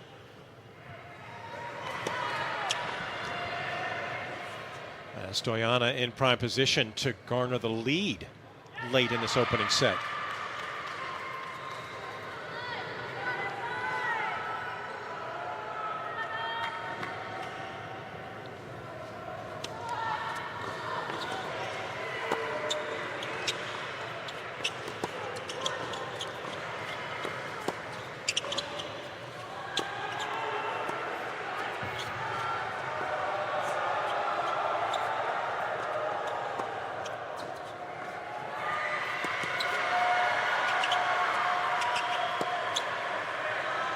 Stoyana missed long, and this will set up a deciding point for this 11th game.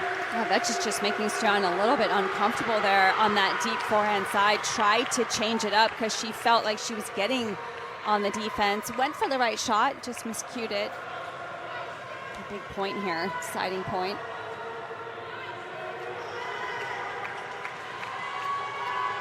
And currently, Georgia leads on 3 courts, and they have already taken the doubles point. Texas A&M has a 1-set lead on courts 5 and 6.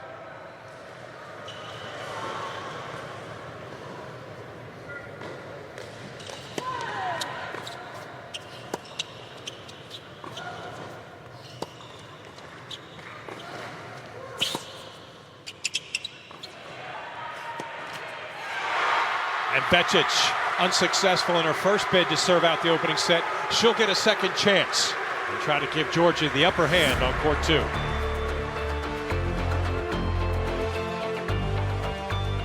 Go over on court number 6, the all-junior battle between Janet Morales of Texas A&M at the bottom of your screen against junior Maya Nierendorn of Georgia at the top. These two have been clashing all opening set, and back and forth they go, but it's the Texan Morales who delivers the backhand to take the opening set 6-4 on court 6. So Texas A&M leading up a set on courts 5 and 6, but trailing on 3 others, and might go down a set on court number 2 as we return to Alexandra Vekic serving for a second time to garner a 1-set lead. And just playing very smart overall of Vekic. Even when she lost that last service game, she's playing the right way. She's trying to get Stoyana on the run, on the forehand in particular. And she's been controlling the points, dictating from her forehand side.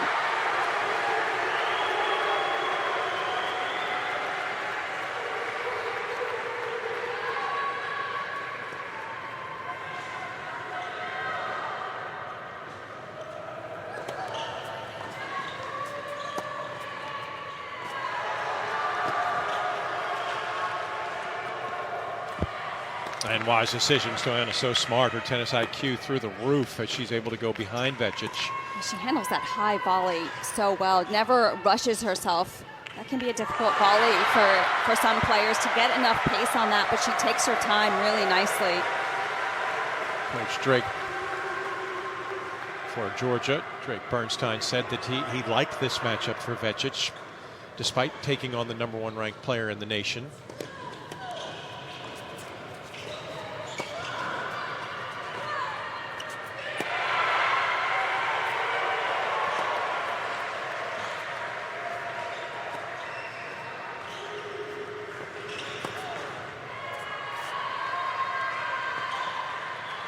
You can see off the ground she's so solid, even as crafty as Stoyana can be on the court. Vekic, no problem.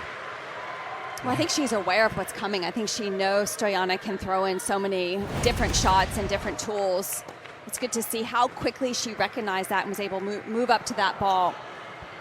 The reason Drake Bernstein is so high on Vekic is he knows she has almost a pro-level game, and she's developing. She's actually played a number of events at WTA 25,000 events. She's got 53 wins at that level. Just helped establish herself with some confidence, maybe perhaps moving beyond the collegiate level.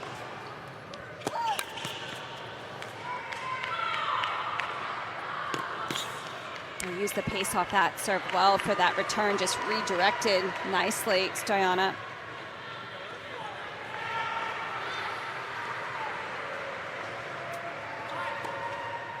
Vekic trying to join Vidmanova, Riasco, and Lopata of Georgia with 1-set advantages on courts 1, 3, and 4 currently. Texas A&M leading by a set on courts 5 and 6. As Georgia only has to win 3 of the 6 singles matches to emerge as champions for the 2nd straight year.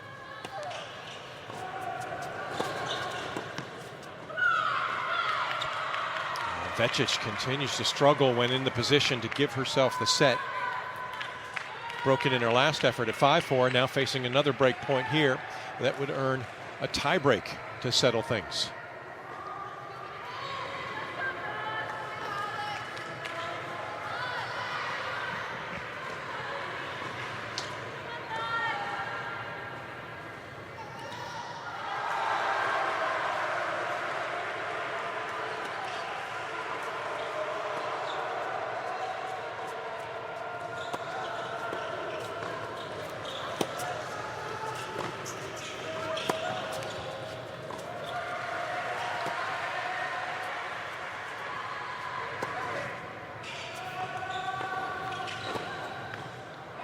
And Stoyana does her part, so it will go to a decisive 13th game on court number 2.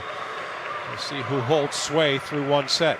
Stoyana, great job there, just upping the level of aggression on the last few returns and then throwing in a few chips on that forehand side just to change up the rhythm. Mary Stoyana from Southbury, Connecticut. She has established over the years, 3 years to be exact, at Texas A&M, what hard work can do to pay off. 3 years ago, she was ranked 47th in the nation, pretty good as a freshman. The following year as a sophomore, got all the way up to number 2. Now as a junior, she can't go any higher because she's currently number 1 in the ITA rankings. Can't say enough about what she's been able to establish at College Station, and she just sort of sets the barometer for everybody else on the team as she will serve first in the tiebreak. Standards format, first to 7, win by 2.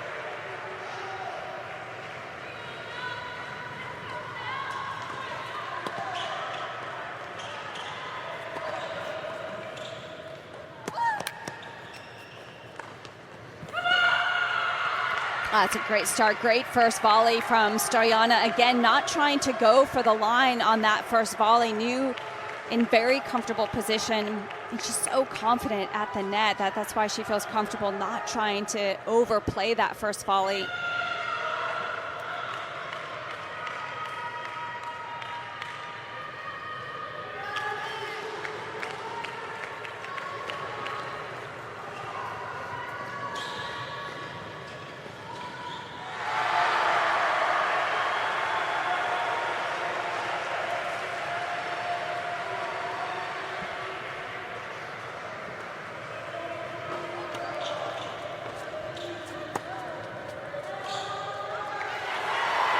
It's an interesting question that comes in from Plano, Texas.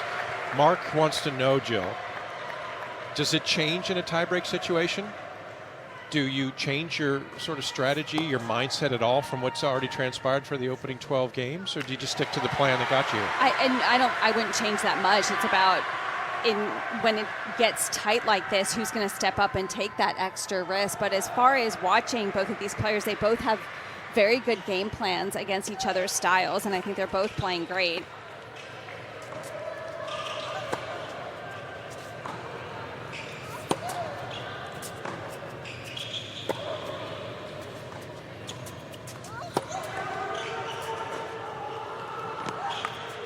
Yeah, we appreciate the question from Mark in Texas, but it's a great question. You might actually go with the Texas adage there, in that you dance with the one who brung you. You know, if you come with this sort of strategy and this, sort of mentality, you're not going to want to change it just for one game. And this is a great matchup. I mean, they're both playing well to get to this stage to push a tiebreak, and I think I love the way Stoyana's throwing in the slices. It's creating a little bit of a different rhythm from Vekic, and I love that Vekic is trying to control the point with that forehand side. It's just about when each of them get that short ball, you got to go after. You got to spread the court, get your opponent on the run.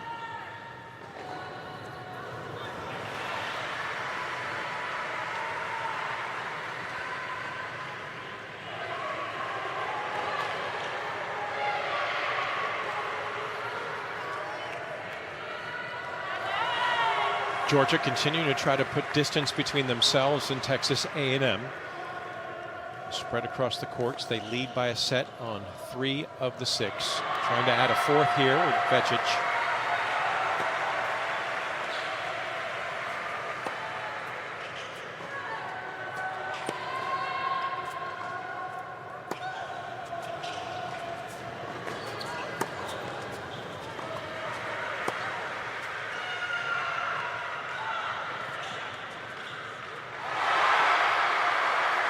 Stoyana does struggle with that one when Vekic takes that short ball down the line, that high backhand volley. She's missed that one a couple times, and I think Vekic has recognized that because she's consistently going down the line on that shot.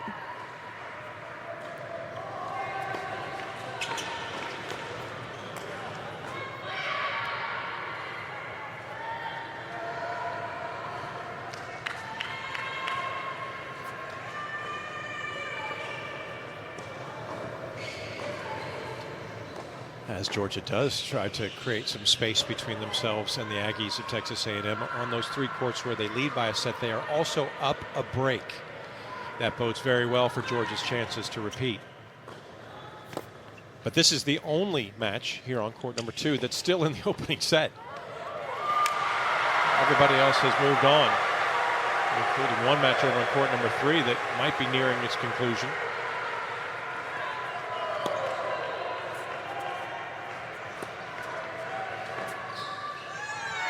And Stoyanova starting to have her troubles.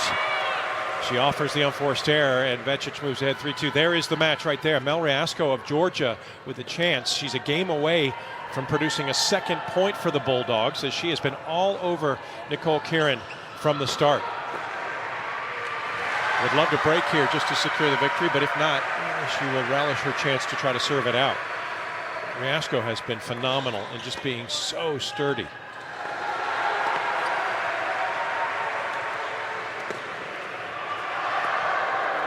Almost made that one, just missed the pass down the line. Vekic advances to 4-2 over on court 2 as they will swap ends, and Stoyanova doesn't look like her normal, very poised and confident self. I think maybe just trying to take a little bit of extra time here, just trying to slow things down. Game point here for Kieran. Yeah, this is a much needed little effort here for some pride from the 19th ranked player in the nation, Nicole Kieran. Oh, that is more like what we had seen during the course of the opening 2 rounds here, the quarterfinals and semifinals for Kieran. I mean, she blistered that backhand, and she gets the hold to love, so she'll prolong her stay in Athens a bit longer at least, and Mel Riasco will serve for the match on court number 3. Back to court number 2 for the moment as Vekic up the mini break, looking to hold on to that lead and finally earn the opening set.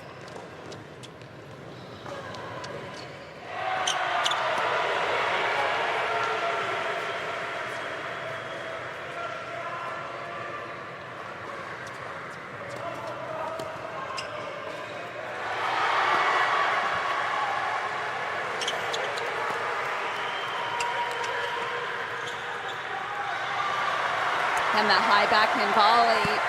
Another unforced error from Stoyanova. It's a great get from Vekic. And Vekic 2 points away from what has turned into momentum swing in major proportions here for Georgia, as they find themselves in great stead, needing just 3 of the 6 singles matches to produce back-to-back wins in the SEC championships. Riasco about to step to the line on court number 3 to serve for the match. And Stoyanova tries to hang on here on court 2.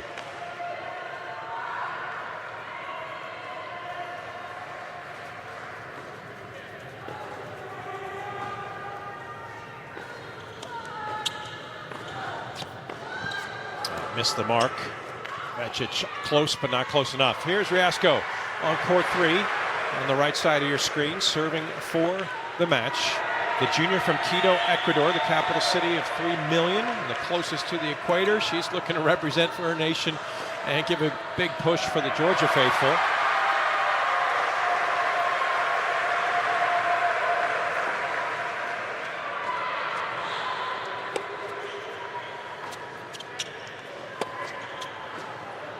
Oh, Kieran starting to strike the ball with authority now. I was just thinking Riasco's got to be careful not to just start to guide the ball in the court. She's gotten away with so many mistakes from Kieran by being consistent, but now Kieran is starting to play a little bit better, so Riasco's just got to stay up on that baseline.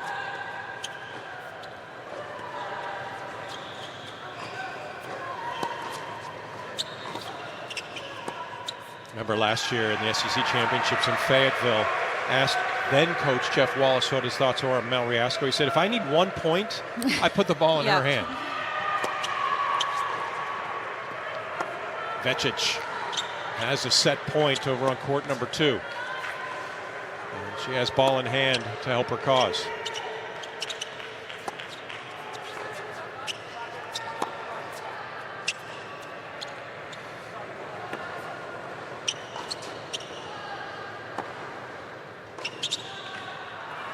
It's good pressure from Kieran, just being a little bit more aggressive and consistent.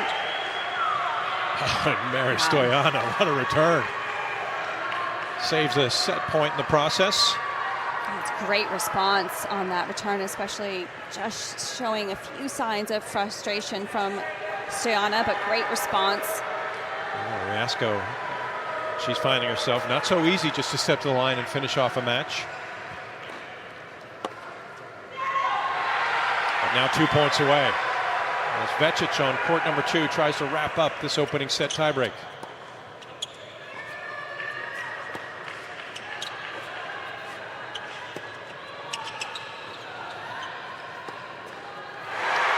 And that'll do it.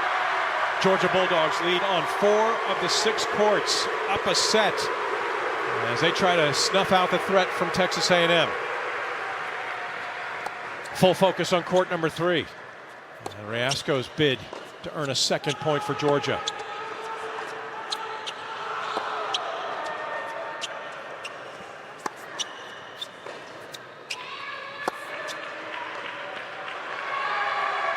That's too good. Good court position from Kieran, a couple feet inside the baseline. That depth is going to be so important for Riasco to try and close this out. Wow, are we starting to see why she's ranked 19th in the nation, and what a dramatic turnaround from the performance early by Kieran when she could barely find the court.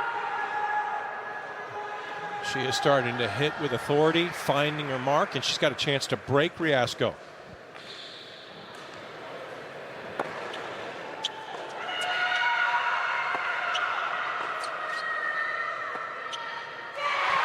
Oh no.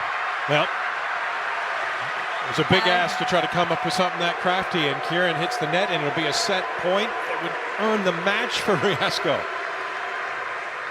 That was a tough miss for Kieran. Just didn't go up there with a lot of confidence on that forehand. Changed her mind and made the error. Bulldog Nation in full voice as they try to lift Riasco to victory and put Georgia ahead 2-0.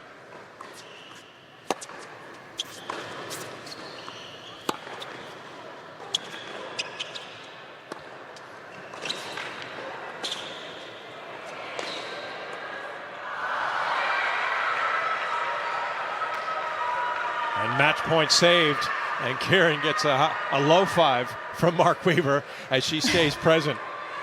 What an effort. That was huge. It's just great ball striking from Kieran, especially in a tough position. Over on court number 1 just moments ago. This is the number 1 court. Carson Branstein in the foreground against Dasha Vidmanova.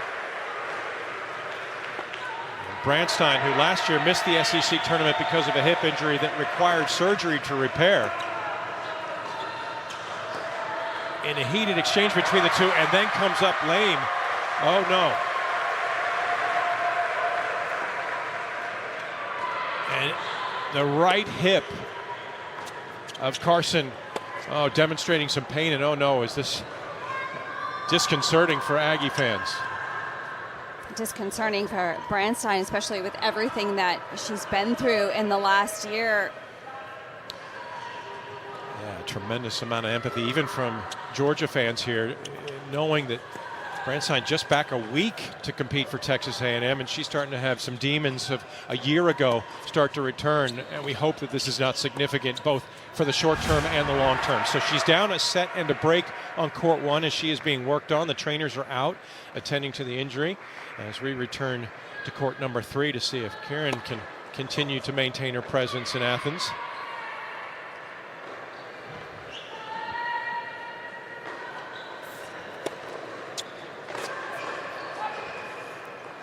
Riasco just needs to find her form again. In the last couple of games, I think just trying to close it out, her ball landed a little bit shorter, and that just gave the opportunity for Kieran to feel more comfortable to step up and strike the ball well. Now she's just mishit that return, just a little bit lack of footwork, I would say, from Riasco in the last couple games. Yeah, things a bit tenuous for Texas A&M at the moment.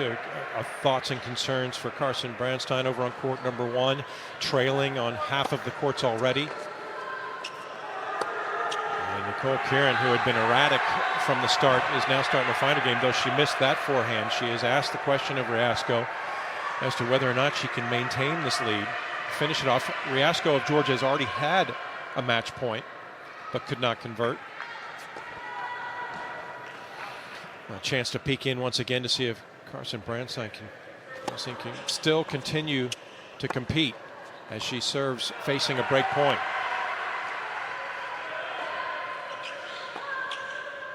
And she has broken. Double break lead now for Dasha Vidmanova. Doesn't look good right there. It's going to be tough. Yeah, you could see even off the serve that she just didn't want to put pressure on that leg.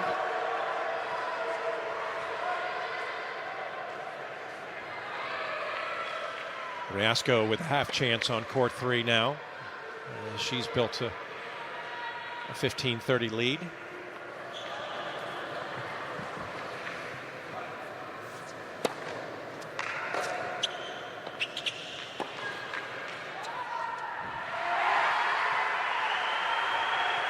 And a couple of free gifts there for Riasco. 2 mistakes back to back from Kieran.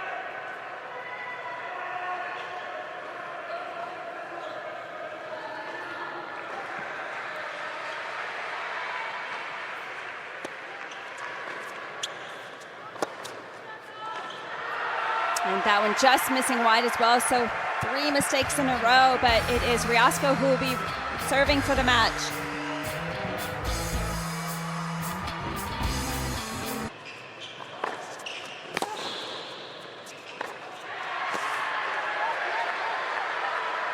Opening point of game 12 on court number 3. As Mel Riasco tries to serve out the match for a second time for the University of Georgia. Held a match point on the deciding point when she was serving 5-4, but was broken by Nicole Kieran. And they'll replay the opening point.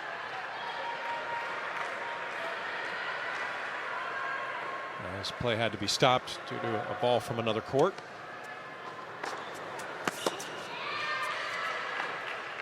Oh, I mean, flat as the top of a table.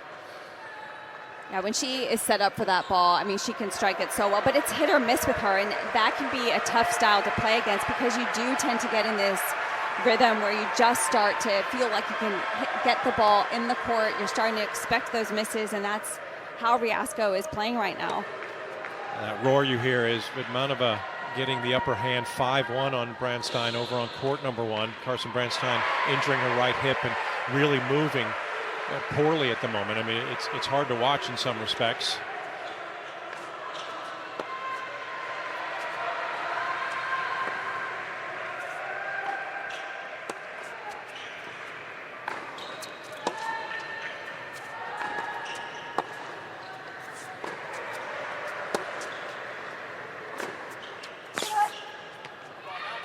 Kieran playing better now when she's been behind in the score. On the left is court number 1, and it has been a struggle these last couple of games as Carson Branstein's looking to try to finish somehow, some way, despite battling what seems to be an injured right hip. All appearances, she just wants to at least hang in and not just retire from the match. I mean, look at the underhand serve. I mean, she's just desperate to just try to find any way to compete.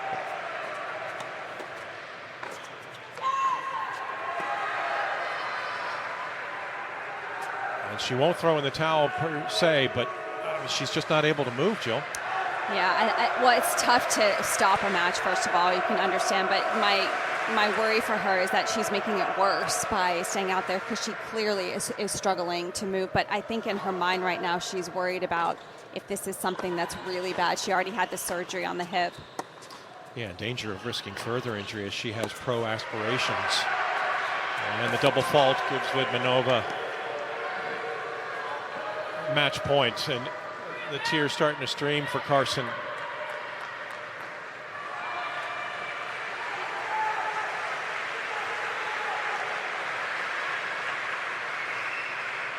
And the struggle is real and so difficult for a player of Branstein's caliber. I mean, last year ranked 8th in the nation.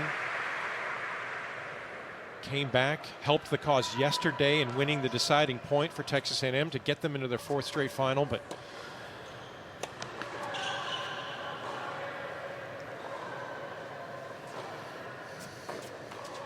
And that'll do it.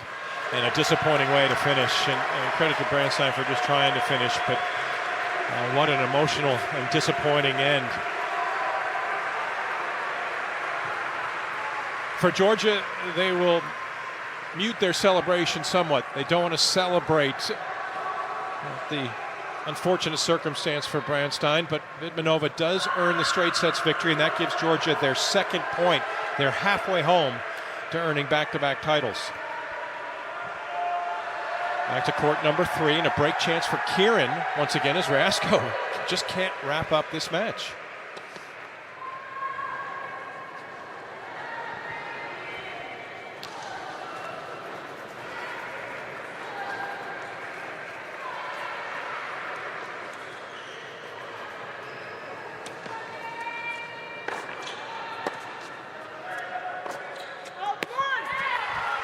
And it'll be another deciding point on Rasko's serve, as it was at 5-4. She had a match point, as it is at 6-5. Rasko's really going to want to first serve here. I think serve into the body. Just try and jam Kieran a little bit. Don't let that ball get so much in her strike zone if you can avoid it. So match point number 2 for the Bulldogs.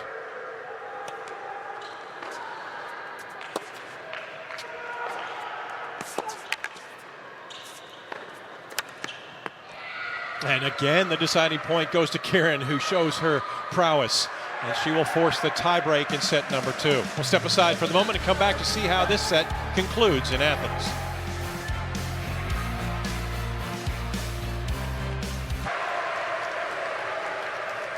SEC's Women's Championships in Athens, Georgia. The Georgia Bulldogs hosting this tournament, up 2-0 on Texas A&M, and have a chance to wrap things up very quickly if they can produce victories on courts 3 and 4. Now Rasko on court 3 for the Bulldogs, twice missing out on a chance to serve out the match. Even held a pair of match points. He's involved in a tiebreak against Nicole Kieran, and over on court number 4, Lopata of Georgia trying to break Kupras of Texas A&M to a third point for the Georgia Bulldogs.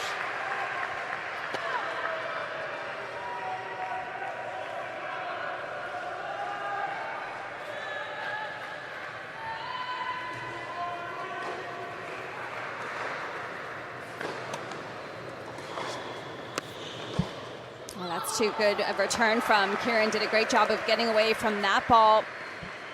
Beautiful shot down the line.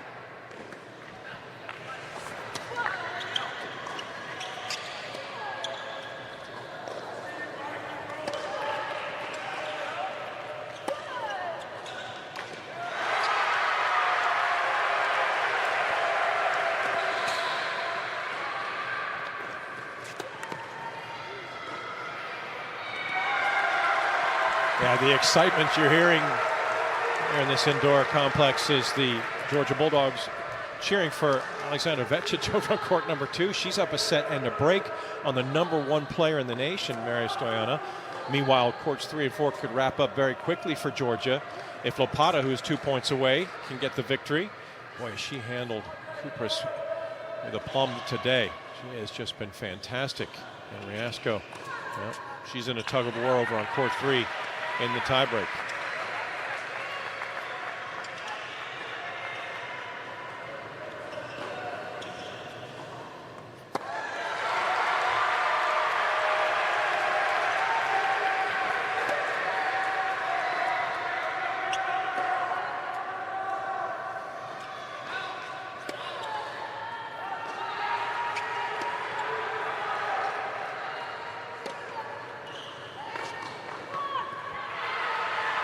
It'll be 3-all on court 3 as they'll swap ends in the midst of the tiebreak. Well, that's how the match has been going with Rasko and Kieran. Kieran, pretty much the ball has been on her racket, and it's been hit or miss. She just hit a couple winners and then back-to-back unforced errors to even this tiebreak out.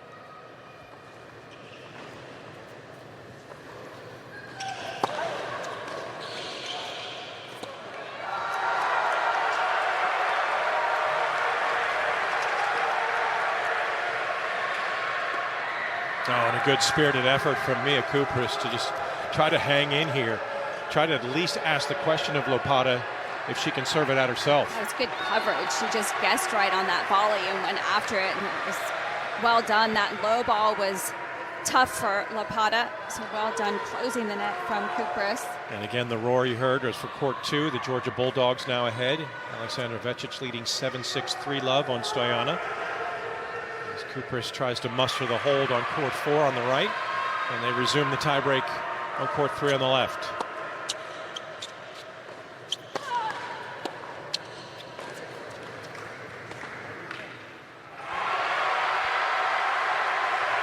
Questionable shot selection from Kieran.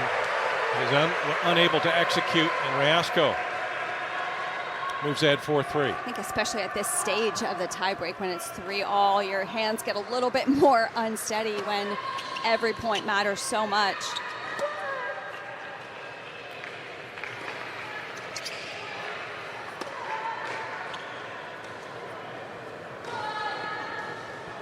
Kupras coming on strong here.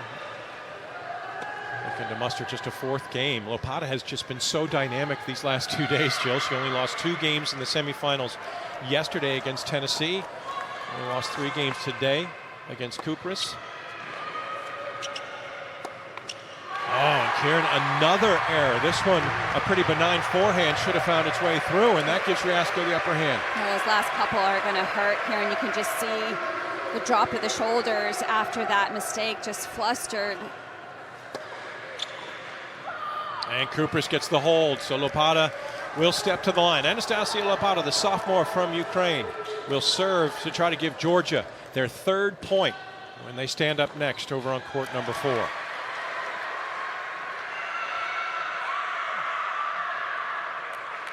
Taking our full focus to court number 3.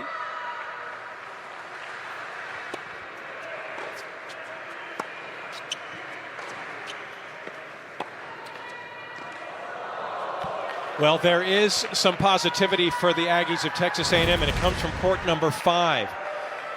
It's Luciana Perez, the freshman from Peru, taking on Gigi Grant of Georgia. The Aggie in the near court, trying to take it in straight sets with match point.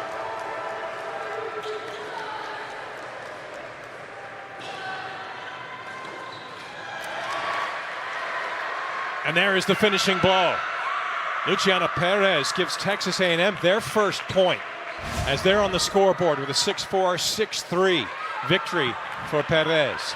So 2-1 on the scoreboard. Georgia out in front, but they are certainly in good position currently as they are up 7-6-3 love on court number 2. Vecic. Lopata will now step the line on court 4 to try to serve for the match. And Riasco, well, she's still in the hunt to try to win this in straight sets. Easier said than done.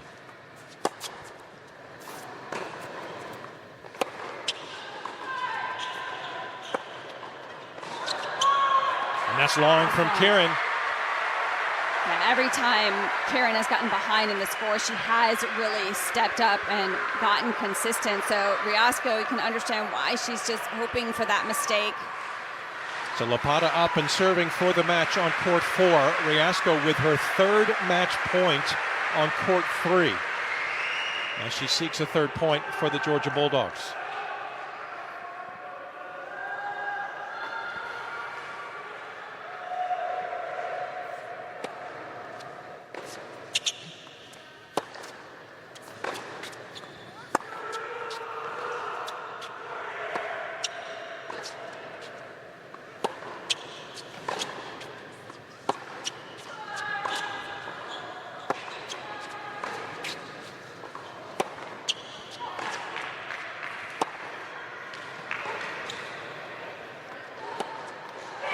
And it's 3-1 Georgia as Riasco finally earns the victory on court 3.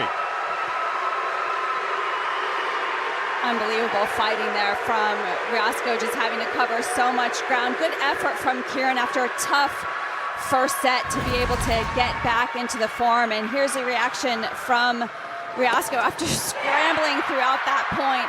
Unbelievable effort. The native of Quito, Ecuador, celebrating, as are the Georgia faithful inside the Lindsey Hopkins indoor facility. It's getting loud as Georgia oh so close to repeating as champions. Anastasia Lopata, the sophomore from Kyiv, Ukraine, looking to finish things off and earn the Georgia Bulldogs their 8th SEC title.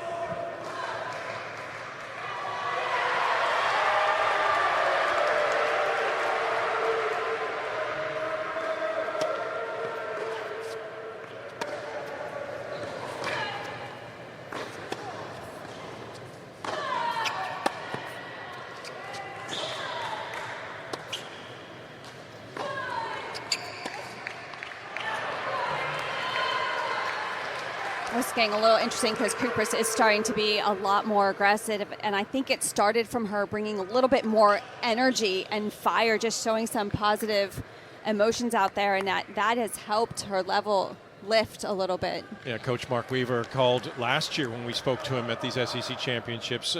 Mia is one of the great competitors on the team. Continued that this season. She has the will to win.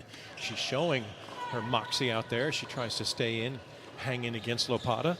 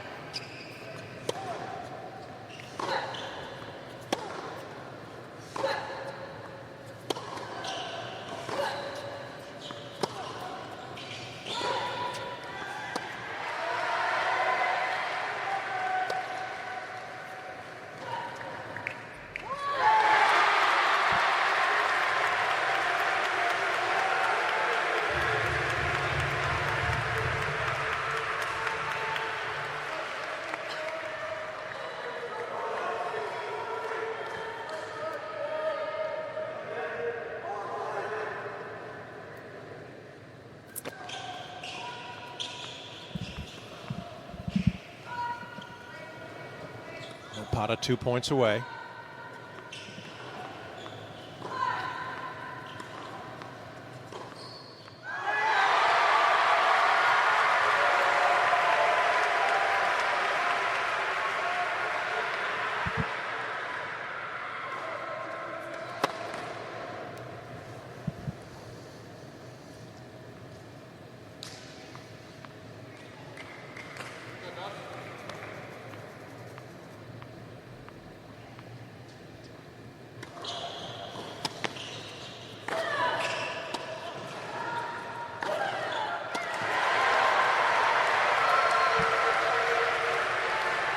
White from the return, just great depth on that, and took advantage of that short ball.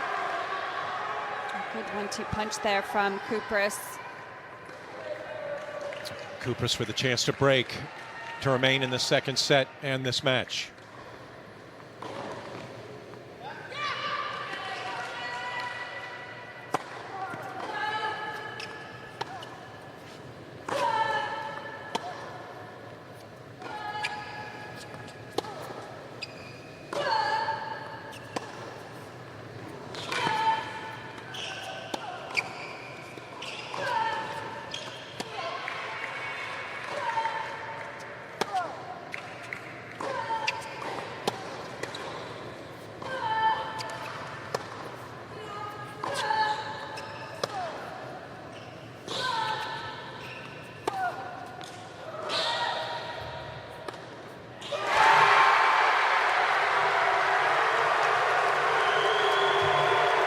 Too good.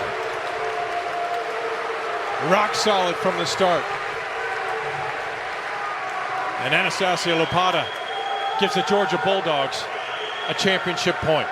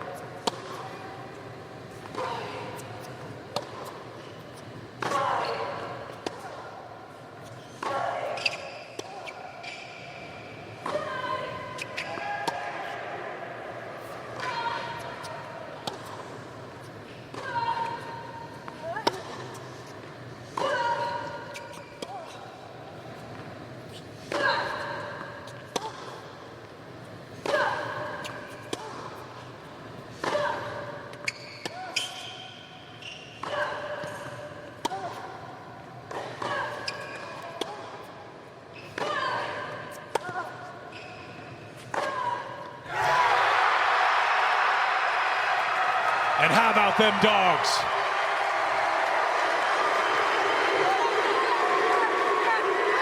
Number 8 feels oh so great for Georgia as they triumph in Athens. Their 8th SEC championship title. First for first-year head coach Drake Bernstein as the Georgia Bulldogs go back-to-back as champions of the SEC.